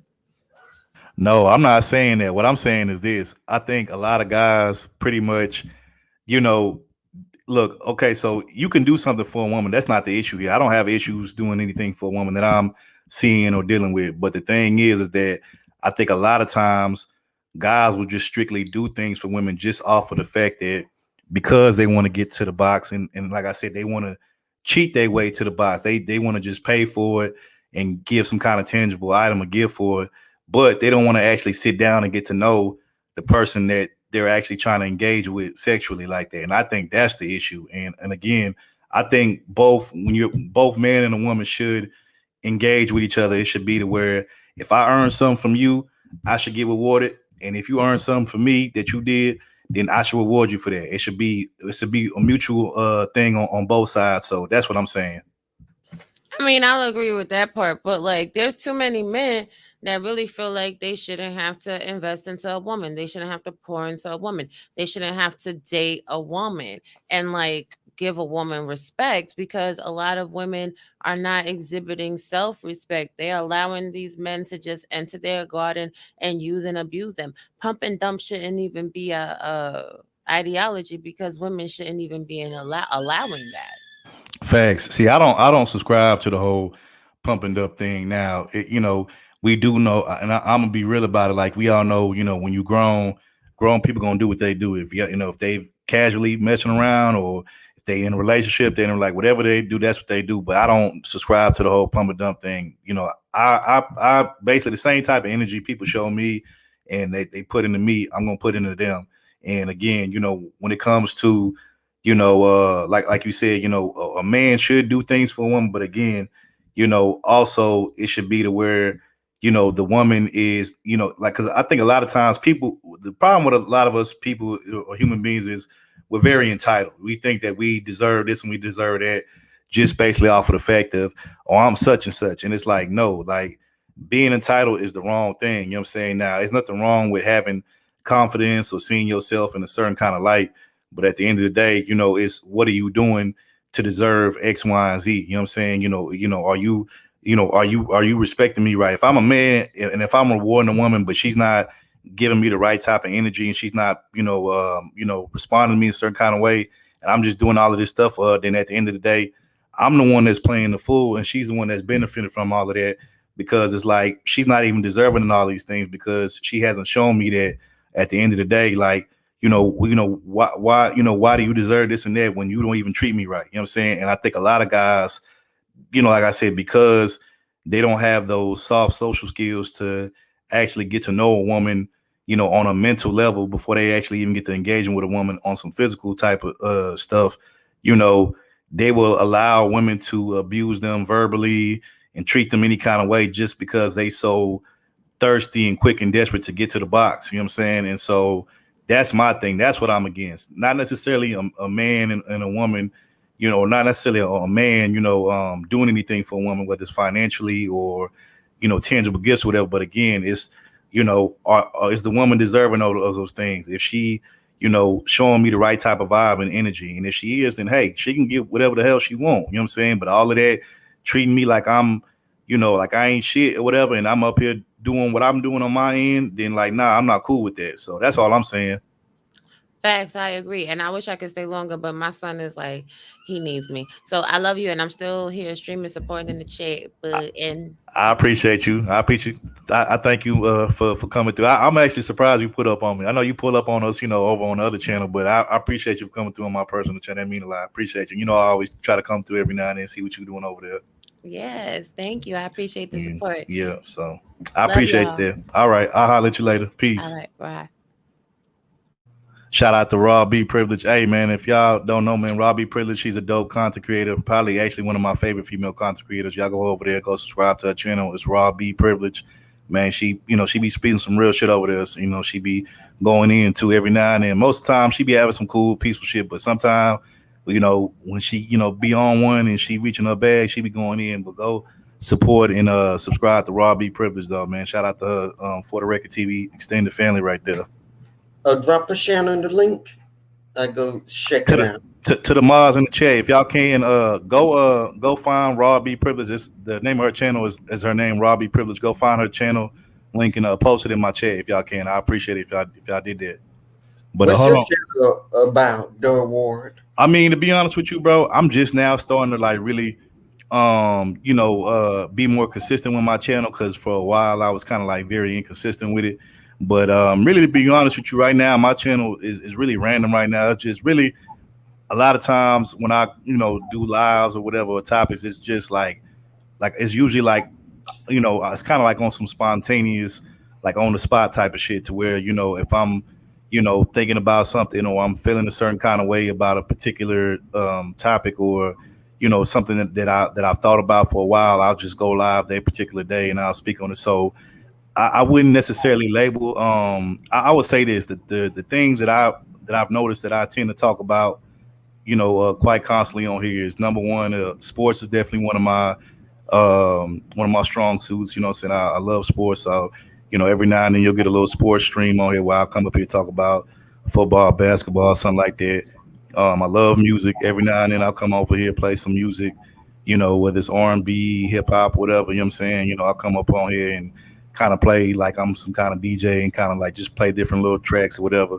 So yeah, don't want to get copyrighted. Oh yeah, there's actually a way around it. I found a way. If you in your description, if you put like the copyright claim in there, and you put it up on the stream and stuff like that, you can even if they try to like strike your shit down, you can basically file a claim against that and shit like that. So I'm kind of starting to find my way around the space and kind of figure out how to get around it with like the little loopholes and shit. But it took me a little minute, though. I'm not even gonna lie. But like I said, I'm just now starting to get consistent with my channel. So I'm still trying to figure it out myself. Like I said, sports, music, and I would say like relationships, you know what I'm saying? Like, those are like my three topics that I tend to really just talk about and stick to the most. So those would be the three, you know what I'm saying? But yeah, so Anything else? Is there a particular point that I made that you felt like you either agree with or you felt like that you liked or whatever that you want to speak on? Well, I just feel like that with women, we have to know who they are and what they want and how they are, just to get to know them and better understand them, so we know where they're coming from. Because we need to know, are they really down for us or not, and we have to be down for them, because they all have a lot of women that they're not gonna be on your team. They're gonna be opportunists. They only gonna want to come around you if they see they can get something out of you, beneficial, benefits them. Because once they got what they want from you, they leave. Or once you get broke or going But through some trouble, they leave. So I don't disagree with what you're saying, but see, this is why I was saying that you have to vet a woman. You know what I'm saying? What I mean by that is you have to be around a woman long enough and engage and interact with her enough to know, you know, if she's really like dealing with you and interacting with you on some genuine shit, or she just like you said there to kind of like use you or to take what you got or whatever like that. Like, but that comes with and see that. Then that's the thing. That's actually part of the way you vet a woman is you have to communicate with her. And because a lot of these so-called guys who just want to trick on women just to get straight to the sex without engaging in conversations and stuff like that, like they doing themselves a disservice because when you're not communicating with somebody, you're not gonna get to know their true intentions. You know what I'm saying? The only way you can find out somebody's true intentions is communicating with them and being around them long enough to figure out their patterns, they ways, they mood swings, and what gets them going, what doesn't. You know what I'm saying? Like all of this takes time and it takes communication. You know what I'm saying? And when you're not spending time with people and you're not communicating with them, you know what I'm saying? Like this is what you get women that will use you and that will just completely like abuse you financially and any other way that they can. So again, if you're not willing to put in that time to try to get to talk to a woman and dive deep in her mind to see what her psyche is or to see how she thinks and what makes her operate and stuff like that, then you're not gonna find out. And like I said, she gonna just treat you like like a trick or like a John or a lick, and she gonna abuse you, and it is what it is. So I think that's the thing that a lot of men try to avoid. Is like because they don't have those social skills or those soft social skills to know how to communicate back and forth. They want to bypass it, but it's like you're doing yourself a disservice because it's like because you're not trying to get to know her, and she realizes that she's just gonna use you. You know what I'm saying? Like she's just gonna use you for whatever you have, and then she's gonna go to the next dude who actually will communicate with her and will try to get to know her, and kind of like dive in her mind to see how she thinks and how she moves and operates. So yeah, so that's what I would say to that. But yeah, But yeah, we do gotta find out what's in each other's best interest, and you do gotta let women earn your respect, because, like you said, you are correct. I do agree with you on that. Once you start buying women stuff and giving them every day, and they get used to it, they're gonna be expecting it from more now on, more often, and then they're gonna disrespect you a lot more. They ain't gonna because with a lot of women, they don't respect men that give them shit. Now, if you kind of strict with your relationship and they got earn your trust and be part of your team, then I feel like they will respect you more and they will get out and actually be more open to relationship and do more for you, and not gonna be all this beneficial shit. So I definitely agree. I definitely agree. If anybody else want to come up here, y'all can. If not, I understand. Again, I appreciate everybody that's in the chat. That's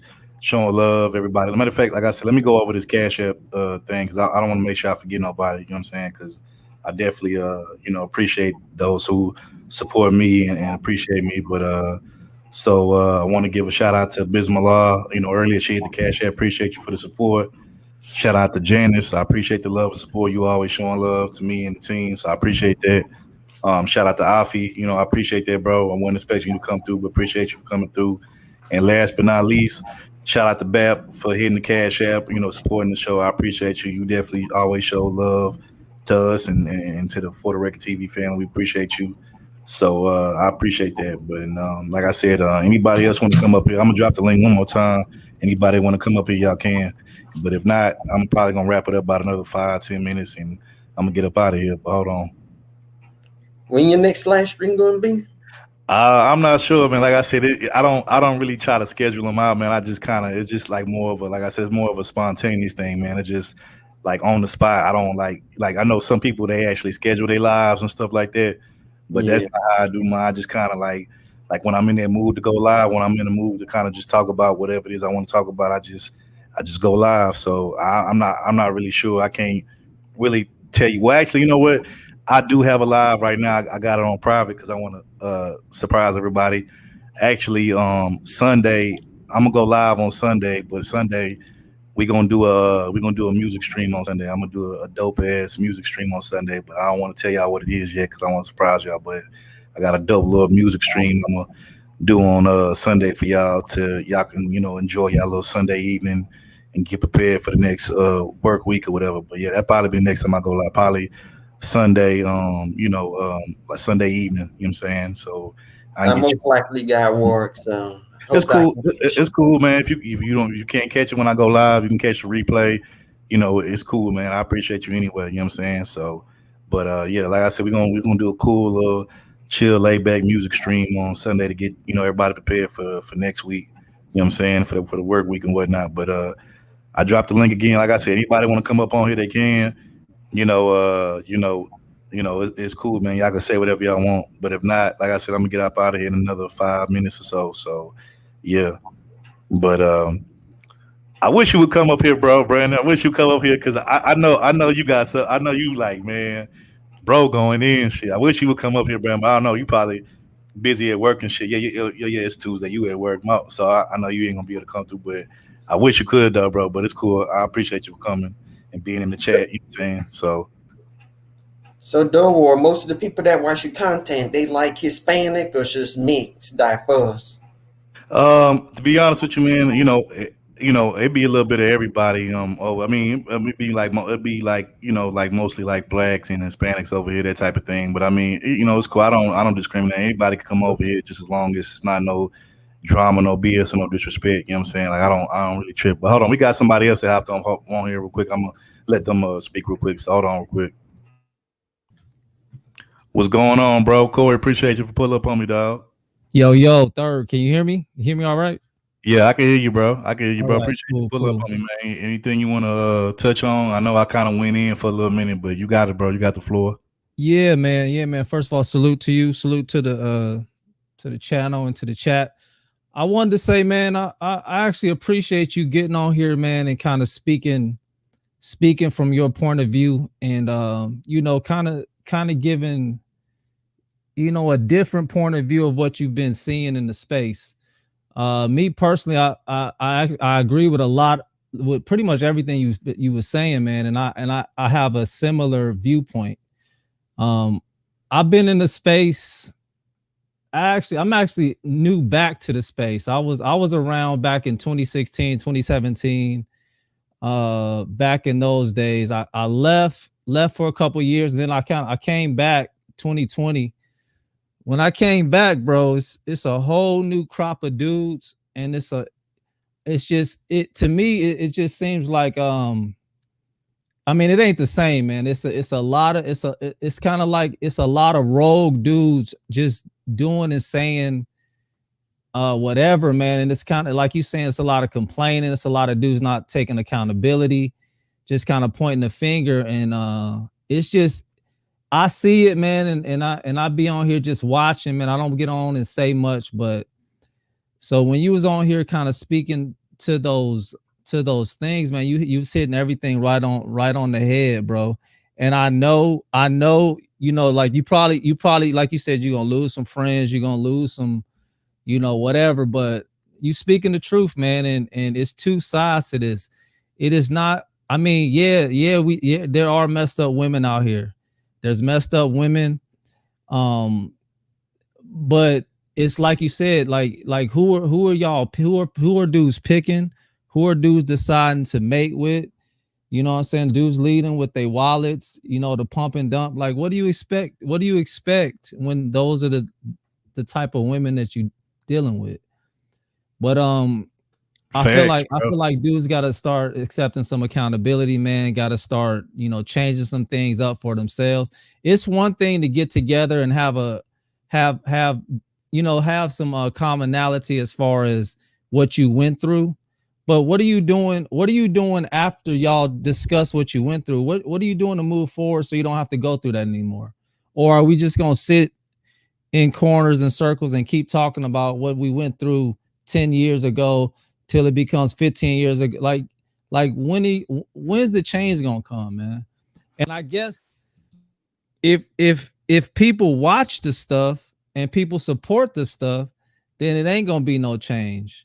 Because a lot of these dudes like to sit around and just talk about how they can't get women or how, you know, the women, you know what I'm saying? So I don't know, man. When I was listening to you, I wasn't gonna even get up here and say nothing, but I wanted to just salute you for just being real enough to get on here and speak your mind on the topic and the situation that's going on and what you're seeing in the space and how the space is it ain't the same, man. It used to me, it used to really be about manhood and stuff. I came in watching brothers talking about you know, the child support thing and different stuff like that. I never watched people that sit up and talk about, you know, you know, women issues as far as dating and stuff like that. So I know there's a market for it. I know there's a lot of guys, like you said, you know, there's a lot of dudes that, you know, whether for the lack of a better term, lame dudes or whatever. And you know, I know there's a market to talk to them, but at the same time, I don't know. I just think I don't like how the space where it's going. And for me, I just don't watch certain people, man. I'll be honest with you. I feel you. I'll say this. You know, I'll be honest about this. Like, I came, like I said, I did come through the manosphere space. However, like I said, I've never claimed manosphere or waved the manosphere flag. And like I said, the manosphere was a space that I just happened to stumble upon accidentally. You know what I'm saying? I wasn't looking Mm-hmm. for it. It just one day popped up in my feed and my recommendations, and I just started listening to certain people that the algorithm was recommending me and shit like that. And then Right. I was like, okay, I'm like, this is kind of interesting because, like I said, this is type of conversation that I've heard only people have either in barbershops or kind of amongst themselves or whatever. But never did I hear like on a public platform. So it kind of like took my interest and stuff. And like you said in the beginning, I thought this space was about helping men and trying to men trying to be like better productive men and trying to get men to be the best versions of themselves and stuff like that. But Right. once all the goofy shit start happening, when all these weird niggas start invading the space and it just kind of like just went to shit. And then it became more about, like, at first it was about an actual message, but then it went from being about the message to now it's all about the bag and it's all about the money. And again, look, I'm not gonna shame nobody for wanting to get money and wanting to be successful. I mean, hey, that's we all in it to be successful, make money. But at the end of the day, it's like, if we're gonna sell out all the message and what this space was supposed to be about, which was basically the advancement of men and making better men, just Mm-hmm. for a few dollars and some some advertisement money, then it's like, was this space really ever on some genuine shit for men to begin with? And my answer is to that is no. You know what I'm saying? So like I said, that's why I never claimed the manosphere like, oh, I'm a manosphere nigga, I'm a manosphere nigga. I just was like, nah, I'm just somebody that just watch, in the chat. I stay in the chat. There was a few panels that I did hop on here and there, but like for the most part, I kind of just stayed in the chat. And to be honest with you, like, I never even thought that I would be a content creator or make, videos and shit like that. Like, at first, like I said, I just initially started out in the chat and I just gave my little takes here and there. And when I felt like hopping on panels, I did. And even when I hopped on panels, I made my point, said what I had to say, and I would hop off the panel. Like, I wouldn't be on the panel like all day, all night, like a lot of these niggas do. You know what I'm saying? So, and like I said, the reason why I became a content creator, and and to my team, Topaz, Brandon, Brandon L, aka Bitcoin L, and Kenny, is because we got tired of hearing these same recycled topics and manosphere conversations, and we wanted to just kind of like provide something new to the space, and just gotta bring something new, something fresh, something entertaining, but also something informational. Because on our channel, on For the Record TV, we talk about everything. We talk about entertainment, we talk about sports, we talk about current events and news, stuff that goes on in mainstream news. We talk about relationships, we talk about mental health. So we kind of like we kind of give you a good variety of everything. We kind of like touch all bases when it comes to different variety and diversity of topics. So that we wanted to kind of like just give back to the loyal fans and the supporters and the subscribers who who kind of like mess with us the right kind of way. And we wanted to, like I said, just do something different. And so that's what we did, and then that's how we got our channel For the Record TV. And that's and we staying away from all of the, like I said, manosphere topics, and like let them niggas over there do that, because it's like it's so many channels that have the manosphere topics and the fuckery and the nigga shit. Like, let them have that shit. You know what I'm saying? We want to be a channel. We want to be a channel that's one of one, not one of many. So that's why we created what we created. But I'm gonna go to Sir Obadiah, bro. Tours gang in the building. Appreciate you. And then I'm gonna come to you next, Ronan. Appreciate you for coming through. What's going on, man? Sir. You got it, sir. What's going on, bro? Tours gang. I just want to expound on what Corey said. I came to Spirit back when it was a 1.0 era, and we didn't have talks like of gender war. I mean, there was pieces of it, and there was a guy named Sergeant Willie Pete, and I think he was popular at the time, and I fell into it like 2012, this second channel. Because my first channel, it was Flag Round when the Hebrew Israelites had like this thing going on. It was like a sting op. It was going to take our channels down. And I think the only person you ought to know is Wacky. He knows the history of it. And I think I was on the top of the list. And I think this is when the manosphere kind of grew out of that, because we was like that vacuum, even though there was Conscious Brothers, Black sectors and things like that. And then you have the white sectors as well, having their own thing. And once I think we lasted for like 3 years in, and I think we stayed focused. And 2.0 kind of grew out of that. Of course, you saw your Angry Mans, your BGSs later on. Then you saw your O'Shea's later on in Obsidian. But that's the whole 2.0 thing. This is where the saturation of the weirdos came in. They probably came in around, I hate to say like 16, 17, something like, or later. But the sad part about it was, when I left it for like a hiatus, I hate to say like 2015 from, I would say like 2020. And then when I start making content again of this year, it was like a 6-year hiatus, because it has changed. Because a lot of people change over time. They got their new deals and they want to do different things. And, we was talking about a lot of stuff. Relationships was kind of new, like topics. This style of relationship topics, this is like, the game versus non-game. That's like new to me. But the circular ones, I've noticed they got from certain people for talking points. I mean, they don't give respect to the ones from both eras, like I would say 1.0, 2.0, because a lot of people copy each other. That's what I've noticed.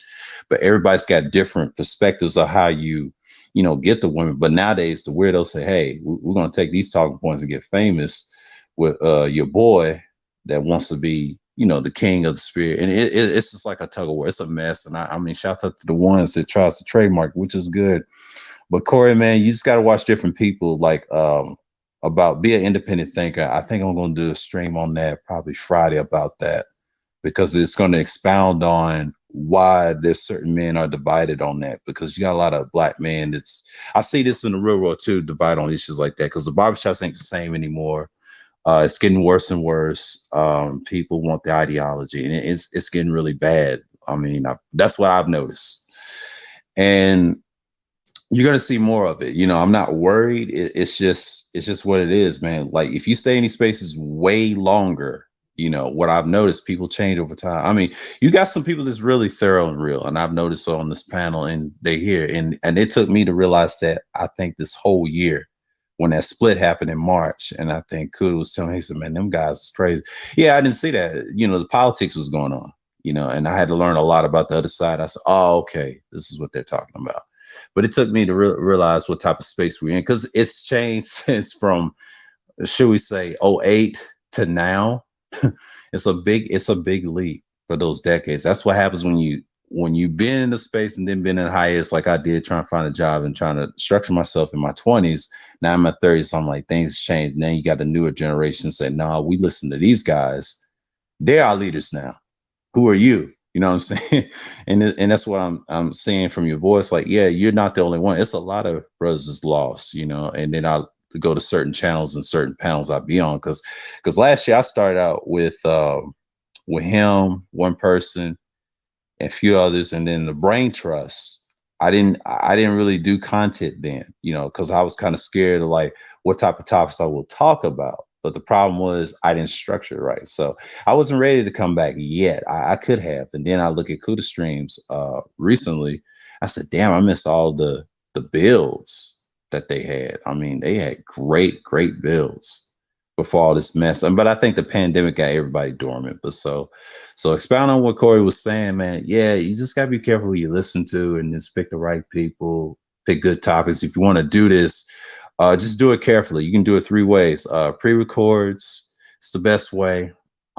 Self live streams. I've noticed you can get people coming to your chat, which is weird to me, because see, panels, it's a trick. It's a certain algorithm. You gotta have a deep topic. But if you're not part of the 20, 30% or 10% telling the truth, you're part of 80 and 90% that loves the gender war relationship topics, because I think it's so redundant. It's stagnation content. I mentioned that in the stream. And that's what sells. And I hate to say that, it's fast food. It's really fast food, you know, because evergreen content is rare. That's what people are missing. And they don't like it because, well, I ain't listening to this. It's a long time, but, you know. But I'm going to let my man Ronan have the floor. So I said enough. So, you know. Shout out to my man Ronan. A salute to the A-Game family. You know, you, Kendra D, the Crimson Cure, She Stay Sleep TV, DS1. Shout out to the Bishop, you know what I'm saying? You know, hey, man, shout out. Also salute to Father's Time as well. Hey, man, appreciate you for always showing me love. Y'all always showing me love. You know, I come over there, mess with y'all. And, you know, I appreciate you for coming through, bro. That mean a lot, bro. So you got it. Hey, no problem, man. You solid ass dude. So shout out to Suavemente and then everybody in the chat. And I know the brother was asking about starting to do content. And I've been around since late 2007, 2008. So seen quite a bit. And it's not much as a gender war as what you're seeing. Is more the accountability crusades, where you're seeing a lot of dudes, they'll spit out facts, but they're doing all this to look for confirmation bias. Same thing with the chicks, but again, they're trying to justify their loneliness and basically why guys don't fuck with them. So what you need to do is like start piecing through the content. Well, you got to know the difference between there's content creators and there are conflict creators. Where you got conflict creators, they monetize mediocrity. They worry about trigger words as far as like this drag, this did this, or worried about pussy politics. What you're looking for to do or listen to is guys who are talking about real game, learn how to improve yourself. Their actions, words, and intent working in concert. Other than that, it's all bullshit. Just straight up. So if you're looking to do something, you know, like I said, like the brother said before, you know, those 3 ways you do it, but do it to represent yourself and what you stand for. Because there's not a lot of guys who stand on shit nowadays. They're looking to say any and everything to either get famous real quick or, you know, get notoriety online. But when they get offline, you know, they couldn't get no pussy if it was on the floor. Well, there you have it. Man, well, that's what I like about Ronan too, man. He, you know, short, simple, straight to the point, man. You don't take him very long, but hey, man, you know, I appreciate it, bro. You know what I'm saying?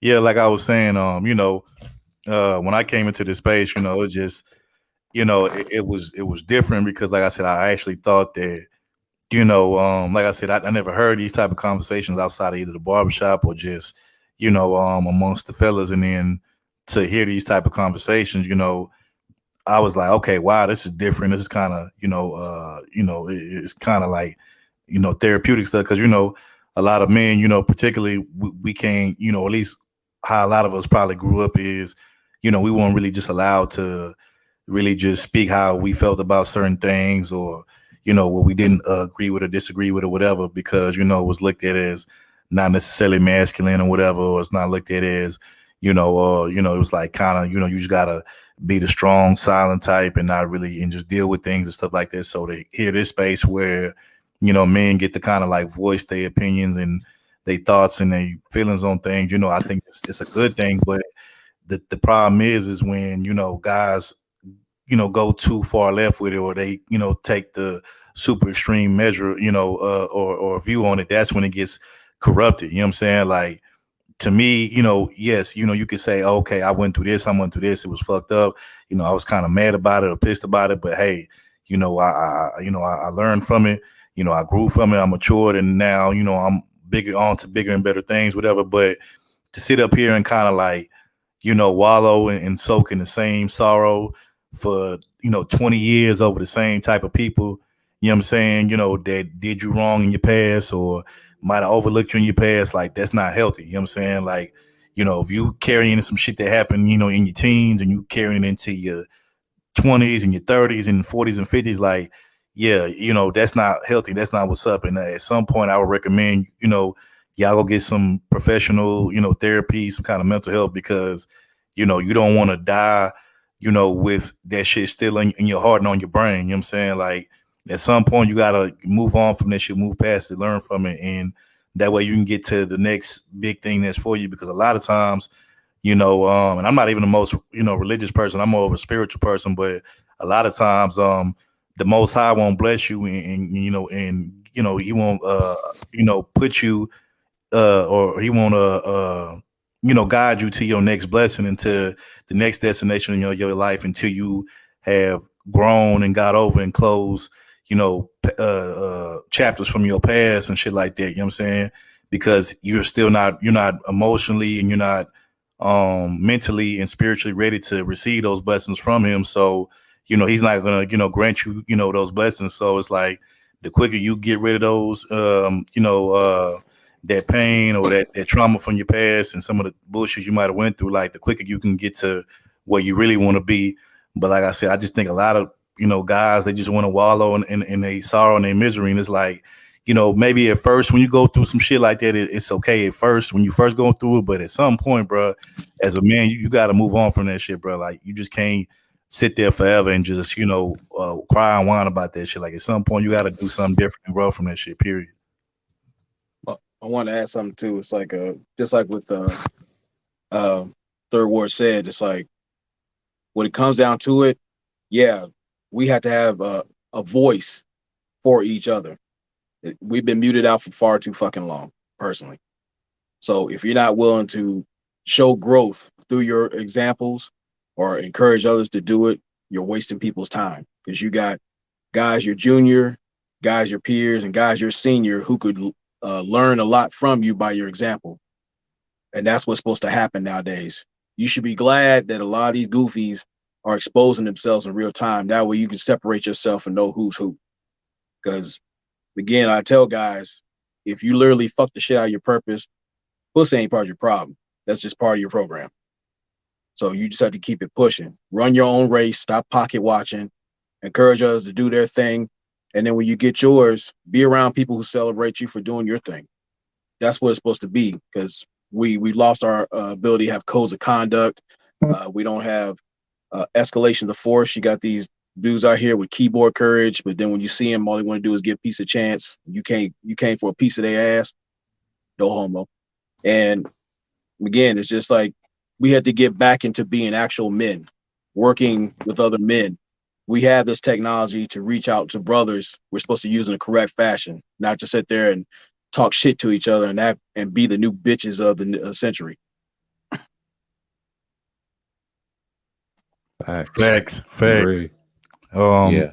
Yeah, you got it, sir. If you want to. Yeah, it's just like you can't make things circular. Like, you got to help certain brothers. If they rock with you, they rock you. It's just like I said before, I think my recent streams about the two contents of evergreen and then stagnation content. We said the same thing. You got dudes that deal with conflict. It is stagnation, but you got to have that growth to be a better person, better leader. But a lot of times don't try to get into too much, but make sure you just stay focused, man. You don't get lazy, because certain people want certain things. And what I've learned from the two streams, I was like, yeah, they want this. And we had some talks. I mean, shouts out to CG3, just be you, man. You got to be that pure independent thinker. Keep pushing the youth. Like, that's the ones that's going to need it the most. The older guys, they done had their day. And the ones that want to listen, that's cool. Even your peers, they got your back. But the younger ones is the most important I'm concerned with, because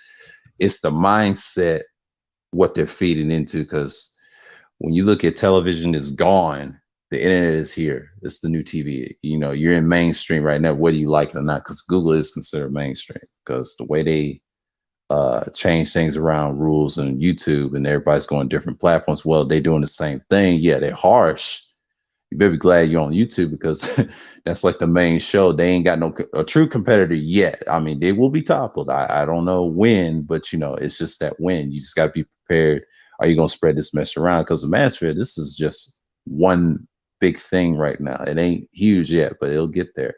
You just got to be not worry about the wrong things. That's how a lot of dudes fall off. But don't worry about the weirdos, because they'll disappear. They come and go. I've seen this a lot of times.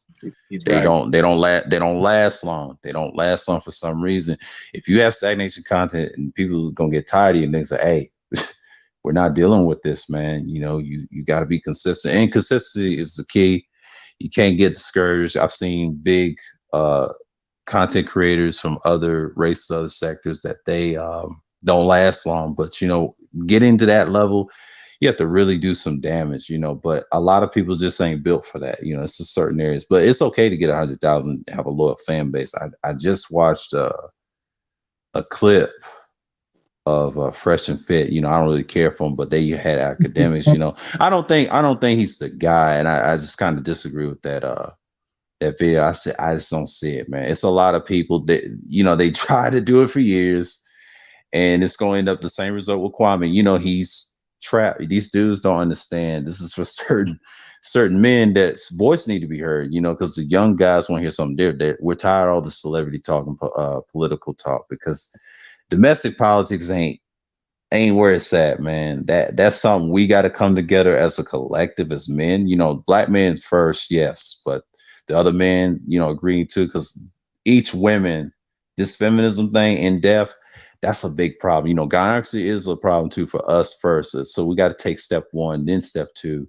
Then before we get that, we got to go to step 3 and learn what we need to learn. It's like we got to learn it first, but you got to take your time. But it's gonna come. It's gonna speed up this process. You can't just worry about the dudes with the drama, because that's that 80-90% of those guys. They just gonna have to go, man.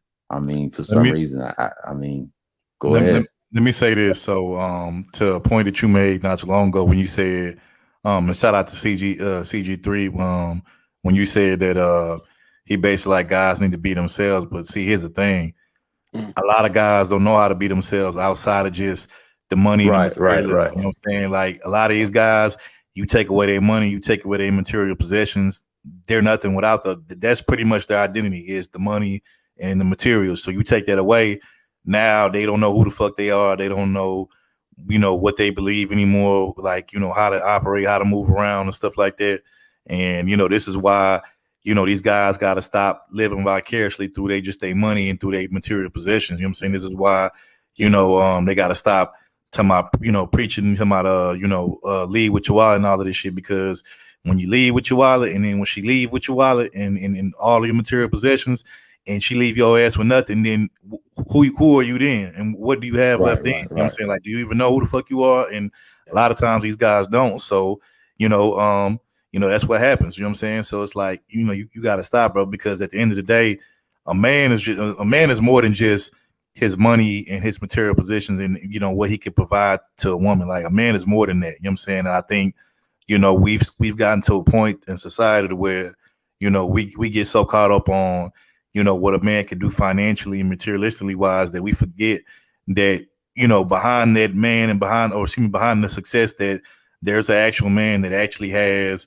he's a person, number one, he has, or at least hopefully he has, some kind of standard, some kind of value system, morals about himself. And, he's more than just a goddamn a bill. You know what I'm saying? He's more than just a fucking utility. You know what I'm saying? And that's the part that I hate. Is like men are, a lot of men have been relegated to just utilities, and that's the shit that I don't like. You know what I'm saying? Like, again, I'm not trying to shame nobody for being successful and having money and having nice shit, but at the end of the day, like I said, you are more than just a fucking utility to women or to anybody else. Like, we need to stop acting like the only thing we could provide is just money and materialism, and that's it. Like, no, we could provide so much more than just that. Man, You're absolutely right. I want to say two things. Number one, if you get down to the core of it, if you really want to break down the word simp, it's a spiritually impaired mule of provision. I like that. Say that again, bro. Repeat that. A spiritually impaired mule of provision. This is a guy that's so spiritually broken or shattered. He's trying to give too much of himself to get some of it back, and he's really poorly compensated. So when it comes out to it, when you say you were spiritual, that's what a man has to be. He has to know who he is, master himself, have boundaries, have a program, learn how to like protect himself and value himself before he can teach other people to do the same thing for him. Other than that, you're just going to be a simp or worse. And two, exactly. If you haven't noticed, mainstream media has been stealing every bit of our shit. Facts. Even now. Facts. Yeah. Start making content. I know y'all saw that Jason Whitlock shit. I know y'all seen that shit. Yeah, I seen that. Yeah. Yep. Not surprised. Man. But see, you know what? I'm not surprised though, because let's be real. Like, mainstream television, and like, it's really like, let's be real, mainstream television is dead as fuck now. Like, to be honest with you, the only time I watch television now is and what's crazy is I got cable in my house, but I don't even watch the shit. The only time I watch cable is when a basketball game, football game, something sports related. That's like the only thing I still watch on TV. Or the playoffs. I just watched the whole playoffs this year. Playoffs, Super Bowl, that's like the only thing I watch. So I'm like, I'm wasting money, spending money every month on a cable bill that I don't even really watch unless it's sports related. But yet the majority of the shit I watch is on YouTube now on my phone. So, so it's like mainstream media is dying out and it's dead. And, now, the real entertainment or, informational shit that people want to hear is on, it's on social media, particularly YouTube. But yeah, you know what I'm saying? So it's like, we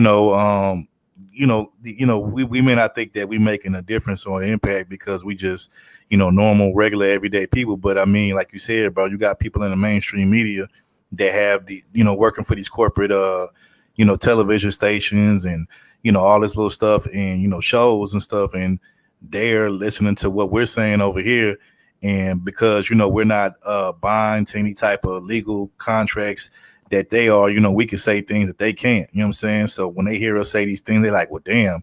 And these are things that we say over here, they probably like was thinking this all the while or whatever. But, like I said, because they are, bonded to certain type of contracts and stuff like that. And, they have certain sponsors, they can't say what they want to say, how they want to say it. And so, they listen to us and really, what I'm starting to notice now is a trend where like people that were the celebrities on TV, now all of a sudden they want to start a YouTube channel. Now all of a sudden celebrities that were on TV and, that was on movies and, television shows, now they want to be YouTubers now. You know what I'm saying? All because of the stuff that people like us on here, lay down and put down. So it's interesting to see that the smaller, people like us who, like I said, we're not necessarily, we're not necessarily famous, but on here, we are recognizable people and stuff like that. And, we have, unique things to say.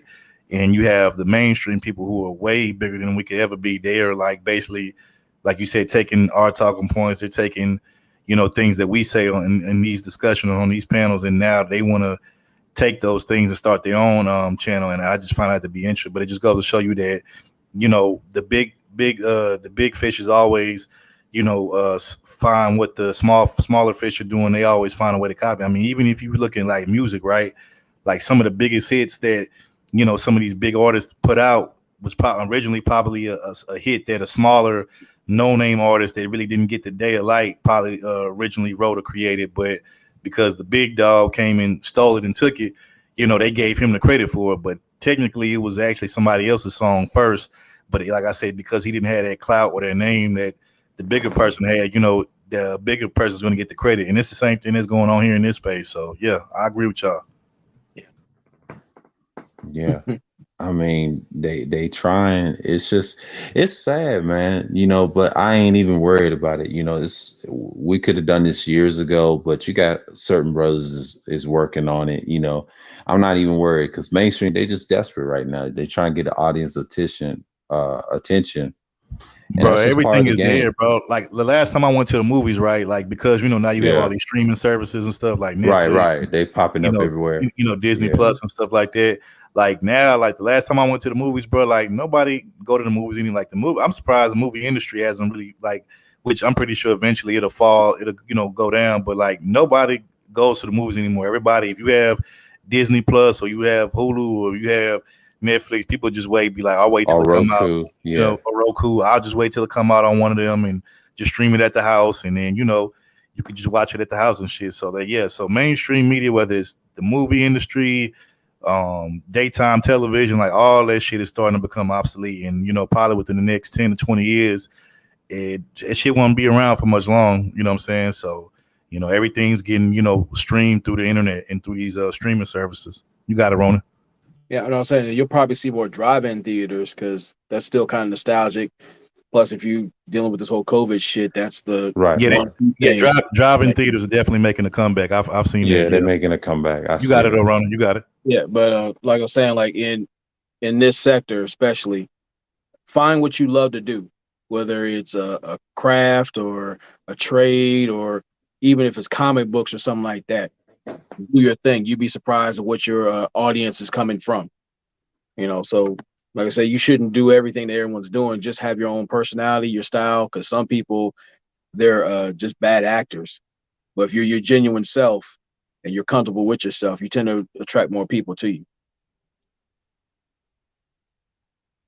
That's facts. That's so true. Facts, man. That becomes more evergreen to you too if you're being yourself. That's what's missing.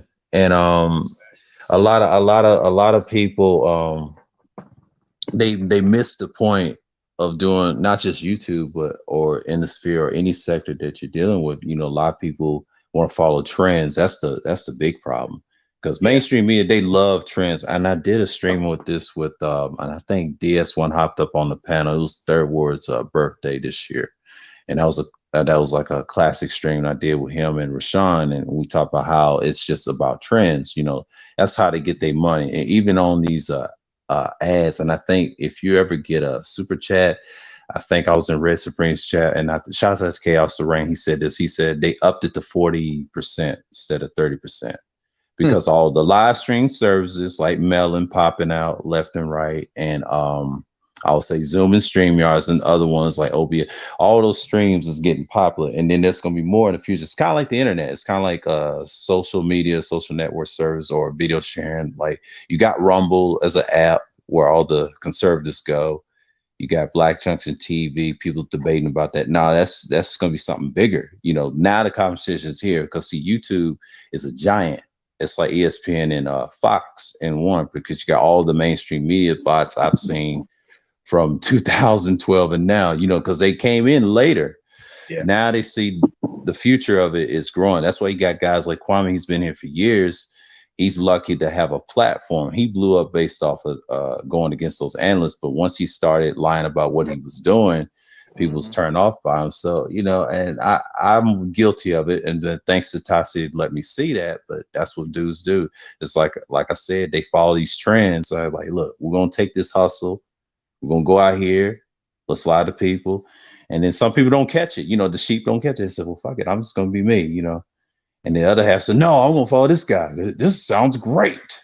And next thing you know, they're lost in the sauce, man. But that's what happens when you see it so much play out, and mainstream media is just going to tear us apart, even though it's not true. We fight through this stuff from, I don't want to say Agent McGowan, all the way down through certain situations. Like we're blamed for, I'm just saying black men, period, because they threw everything at us, like image wise. We showed you, look, we're the standard now. We're the thought leaders now. Now we got to produce this content. Don't listen to the other half saying, no, this is what we supposed to be.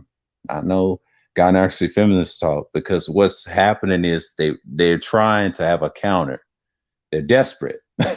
They're desperate to try to take each of us down. It ain't just like a, it's a collective, but they're trying to take that one person down. And it's sad, And the petition thing, I think I did a strong on that too. It's ridiculous on both sides, especially the men should not do what they do, but let the opposite sex do the damage. Let them hurt themselves, because what's going to happen is they prove us right. You know what I mean? Because if we do that to them, it's bad enough they don't like us now as black men. But when you see the other men, they're looking at us right now. Hey, real quick, let me say this. I want to give a shout out to Darth Low. I appreciate you, bro, for hitting the Cash App. Always coming through, showing love, supporting, whether it's me or my team. I appreciate that, bro. I appreciate the support and the love, bro. So appreciate it. Y'all got it.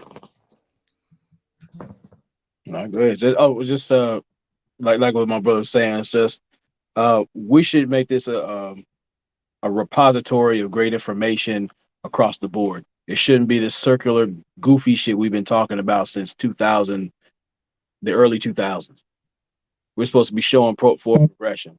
So we should be able to sit there and ask each other questions, learn how to network with each other, see people make money, actually start thriving and growing, not just old stagnant bullshit we've been seeing up to this point.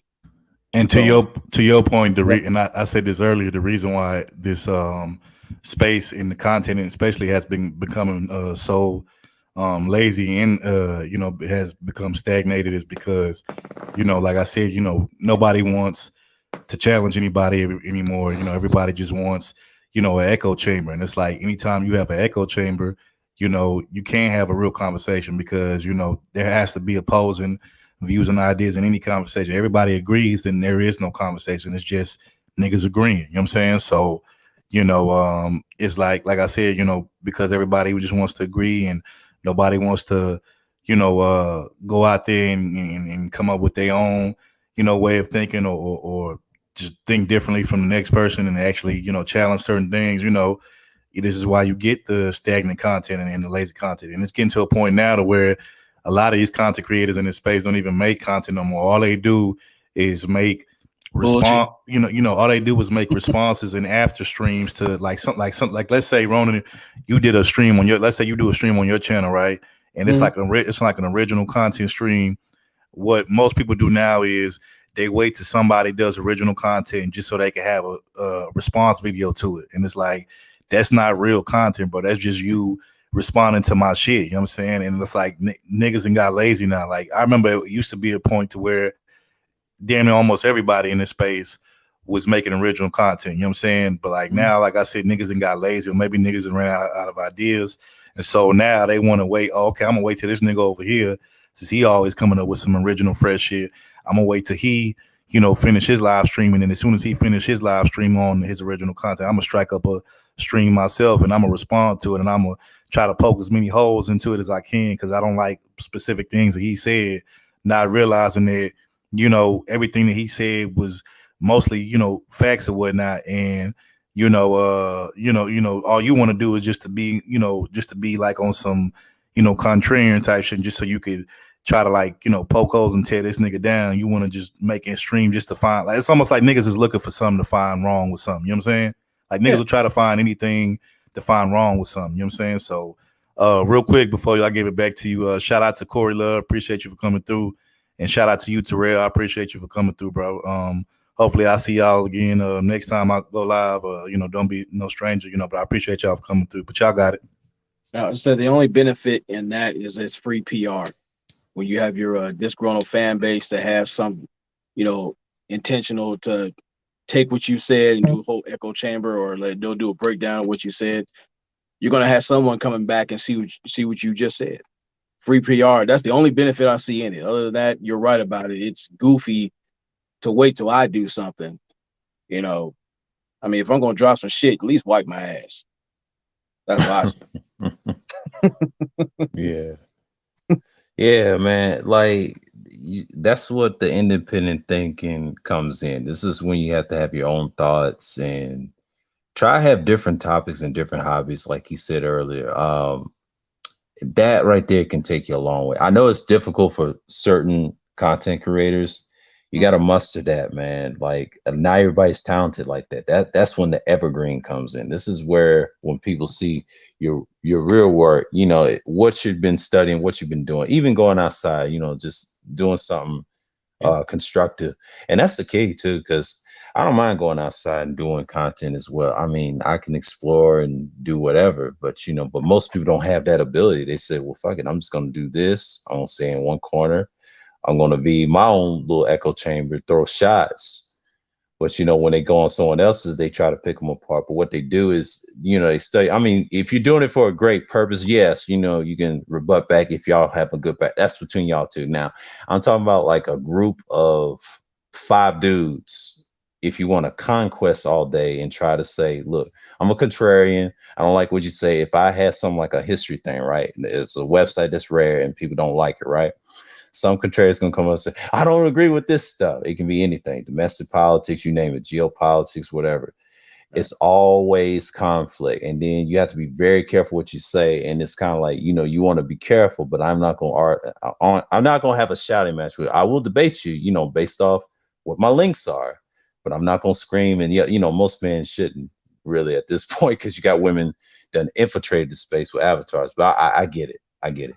You see how we was able to have, you know, everybody that was up on here, we was able to have a productive, Yeah. grown conversation without the nigga Kind of like shit. Gold without Professor. I'm thinking Yeah. about that too. Yeah. Yeah, he said the So, same thing. Yeah, you know, you have to have those conversations. If you don't, the nigga shit is just alive and well. They look for constructive conversations like this to destroy. I see this 1,000 times. Like every time, it ain't just the overtalk. It's the topic of it. And they say, oh, they're talking about this. Let me go over here and just poke a hole in it and get someone aroused out. And the key thing is stay calm. If he's trying to derail it, you stop him there at the door, bounce him and get him up out of there. That's all you need to do. But yeah, the fact that we was able to have this grown, mature, you know, conversation without, like I said, the name calling nigga shit, whatever, you know, that just goes to show you that, you know, these type of conversations, productive conversations can be had, but it can only be had with certain type of individuals with certain type of mindsets. You know what I'm saying? All them other cats, Facts. you know, you can't have those conversations with them. And what's crazy is that the same type of niggas that they be trying to down and complain about, and the same type of bitches they complaining down about, them the same type of behaviors that these same niggas display that they claim that they hate or, you know, that they can't stand. So it's like when you up here talking shit about street niggas, but you up here acting like a street nigga, threatening my life on panels because I don't agree with that particular thing. Nigga, you ain't no better than a Pookie or a Ray Ray nigga. When you up here talking about, you know, niggas acting like bitches, but you up here getting all emotional and irate, just like a female would when, you know, she can't get her way. The nigga, you bitch made just like the bitch is. So it's like, nigga, like, I'm, you know, you could talk all that shit that you want to, bro, but at the end of the day, like, I see straight through you niggas, bro. Like, y'all say one thing, but then y'all basically engage in the same shit that y'all complaining about or that y'all claim y'all hate. So I'm not buying the shit, bro. I've been peeped through the shit and seen through the shit, and it's like, at this point, like, you niggas is some clowns and y'all, you know, y'all a joke. You know what I'm saying? Like any nigga that's taking y'all seriously, like, I you know, I have pity on them. You know what I'm saying? You know, pity the fool, but it ain't finna be me though. That's all I know. Right. But the double talking in this space, it's just wow. You know, I'm not saying, I know some people love doing it, but I just can't do that for like 10 hours. I just can't. And sir, let me say this, bro. Sir, bro, you seen from when I first, like about a year or two ago, you seen when, you know, like I said, when I first came into this space, bro, I literally tried to I literally downplayed myself just so I could try to fit in with everybody. So I wouldn't, I didn't want to try to step on nobody's toes. I didn't want to try to, you know what I'm saying? Cause, you know, I was just trying to like get along with everybody. And what did that shit get me? That, you know, that shit didn't get me nowhere, bro. I had niggas disrespecting me, calling me all kind of. I'm like, okay, so damn. Even when I took the cool approach and I tried to, like, you know, just play the backfield, like, you niggas still, you know, talk all this shit about me. So you know what? I'm definitely gonna be me now to 100% to the max. and I don't give a damn if you niggas like it or not.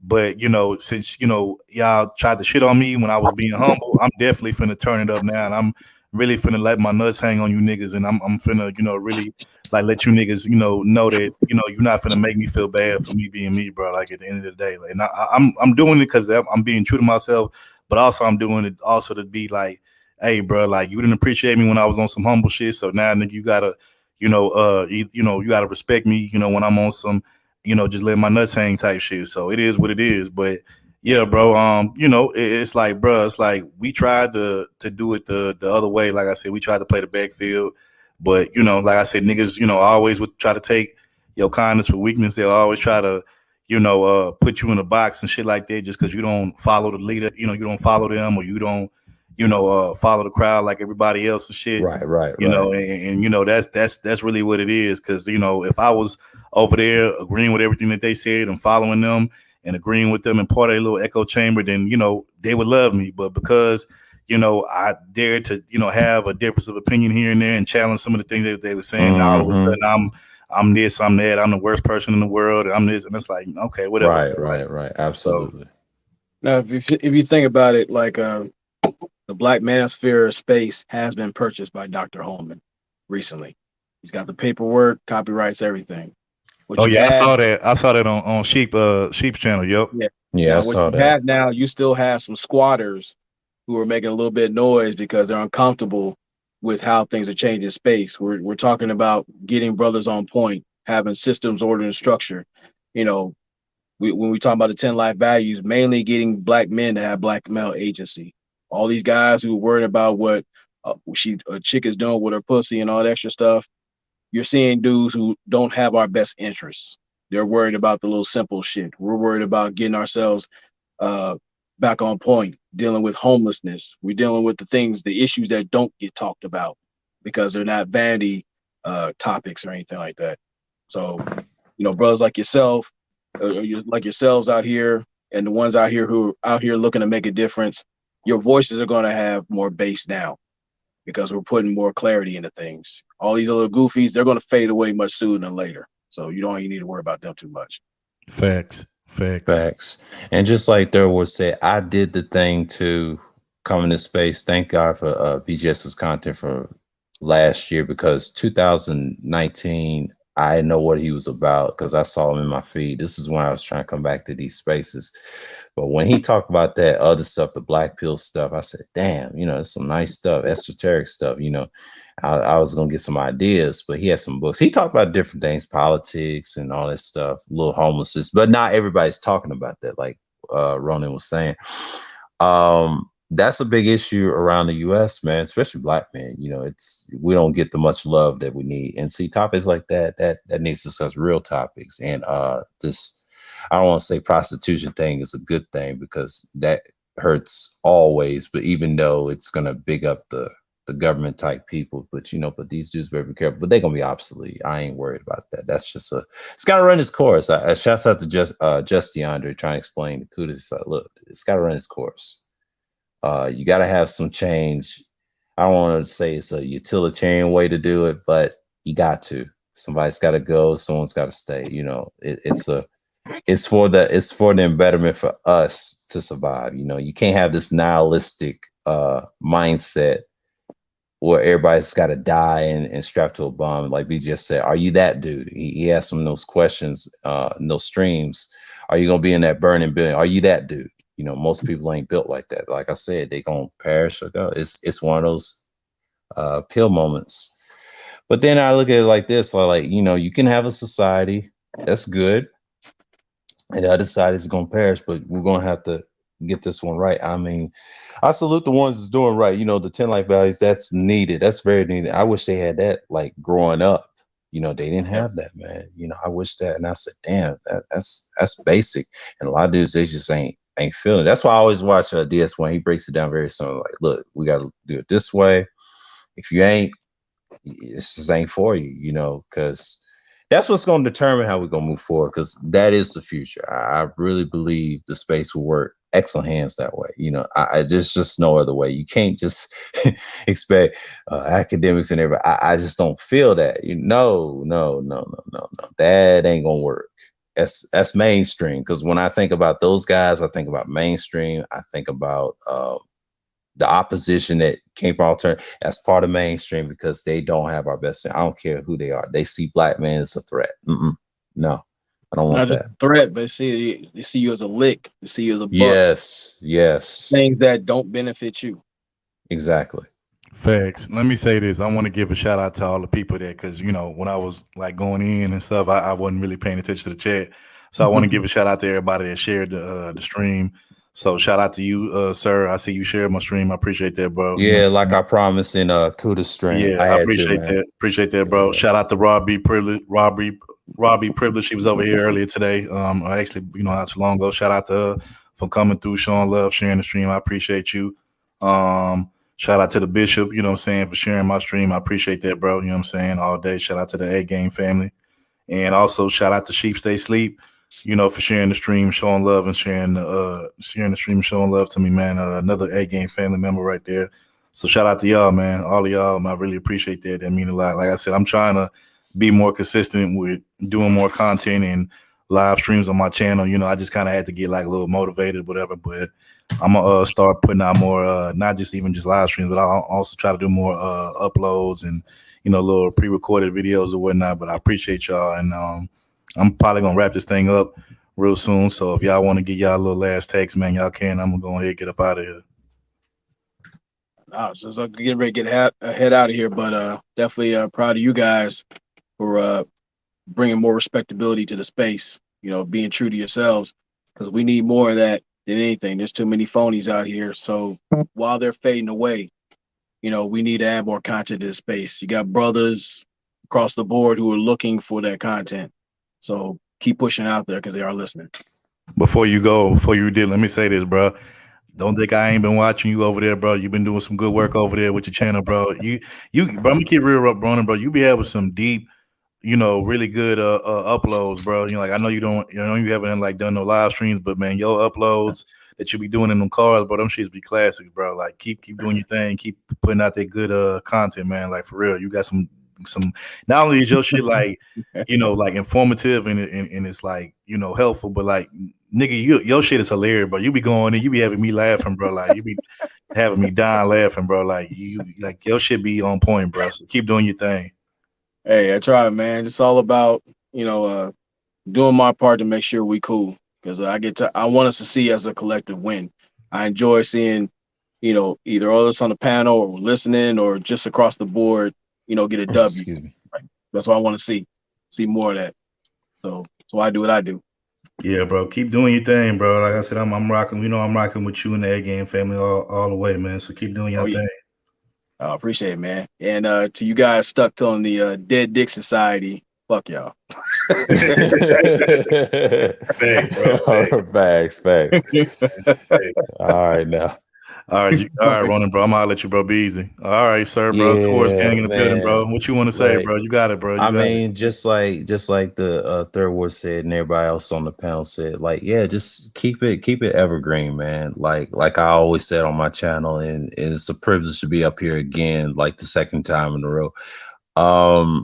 It's just like, yeah, just keep your content pure, you know, help certain people, and especially the younger ones that's listening to, don't get stagnated by stagnation content, talking about gender wars all the time, and just stay in a rut all the time, because most times you got to do different things. But for me, you just got to maintain your mind. You know, you keep the sanity, the space. Don't let the space drown you, because 9 out of 10, it's just people come and go. It's like what Rona said, and all the brothers that came through. Shouts out to Corey and Terrell participating in the panel. And I like conversations like this. This takes me back to my streams, and I do this all the time in the barbershop. I talk with my barber from DC, and he's cool, and he's a comedian now. So, you know, but yeah, I got to get going. But, you know, but Third Word is a good stream, man.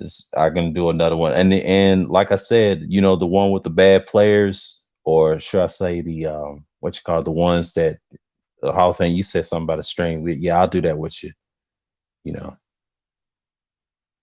Okay, shit, that's a bit, bro. That's a motherfucking bit. I Yeah, appreciate you, bro. yeah, But I'll do that. also, let me say this to you too, bro. Like, I've been coming over to your channel whenever I can, and the streams you be doing in the middle of the day when you be walking around outside. Them shits be classics too, because you be Yeah, on some real those are shit. self live streams. Yeah, it's something on my mind. What I do is I come up with a topic, what I observe in the spaces. I look around and then I look at different content.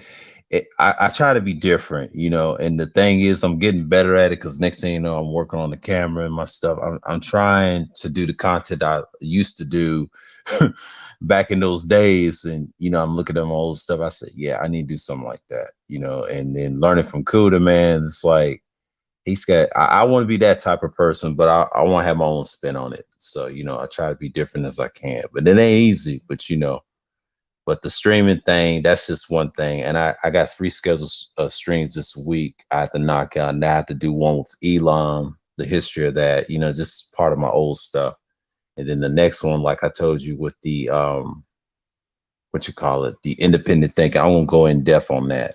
That's very important in any space, any sector, because you can't just be a one-trick ponyism, or should I say, the circle jerk type talks, or should I say the double talk. It's just crazy in this way. I just can't deal with that. I'm like, they'll say one thing, next thing you know, they go back on their word. I'm like, nah, I'm not with that. So yeah, I just gotta get going. But shouts out to everybody in the chat that came. So peace. All right, peace, bro. I appreciate you, man. Tours gang all right. day, and I definitely see you around. All right now. All right, peace. Peace. All right, so y'all, we've come to the end of this stream. I appreciate everybody that came through. Yeah, Tech Man, bro. Yeah, it's been capping season around this motherfucker for a long time. I finally, got tired of it, and I just called out all the capping that I've been seeing the last year and a half, maybe the 2 years. So, yeah, I definitely called it out. But yeah.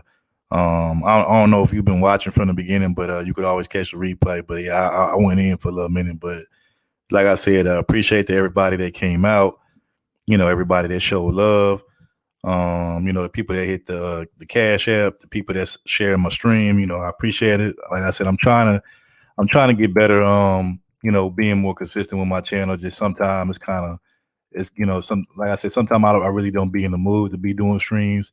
So that's why when I do come up on here and I go live is usually when I'm in the mood, but I'm gonna try to be more consistent with it as best I can, because I do have a lot to say, and plus, I know y'all tired of hearing the same type of content all the time, and I know certain people in here, especially the ones that see here right now, I know y'all really rock with me. So like I said, I'm definitely gonna try to be more consistent, not just for y'all, but for myself as well in this channel, so I can grow. But I appreciate all the love, the support, and I'll see y'all this weekend, this Saturday, over on me and my team's channel. That's For the Record TV.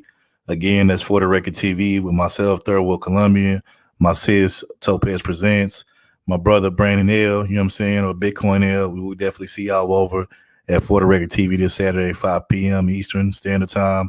So y'all make sure y'all check us out over there. But other than that, I'm out. And, I'll catch y'all later. Y'all have a blessed week. You know what I'm saying? And I'll definitely see y'all in these YouTube streets later. Peace.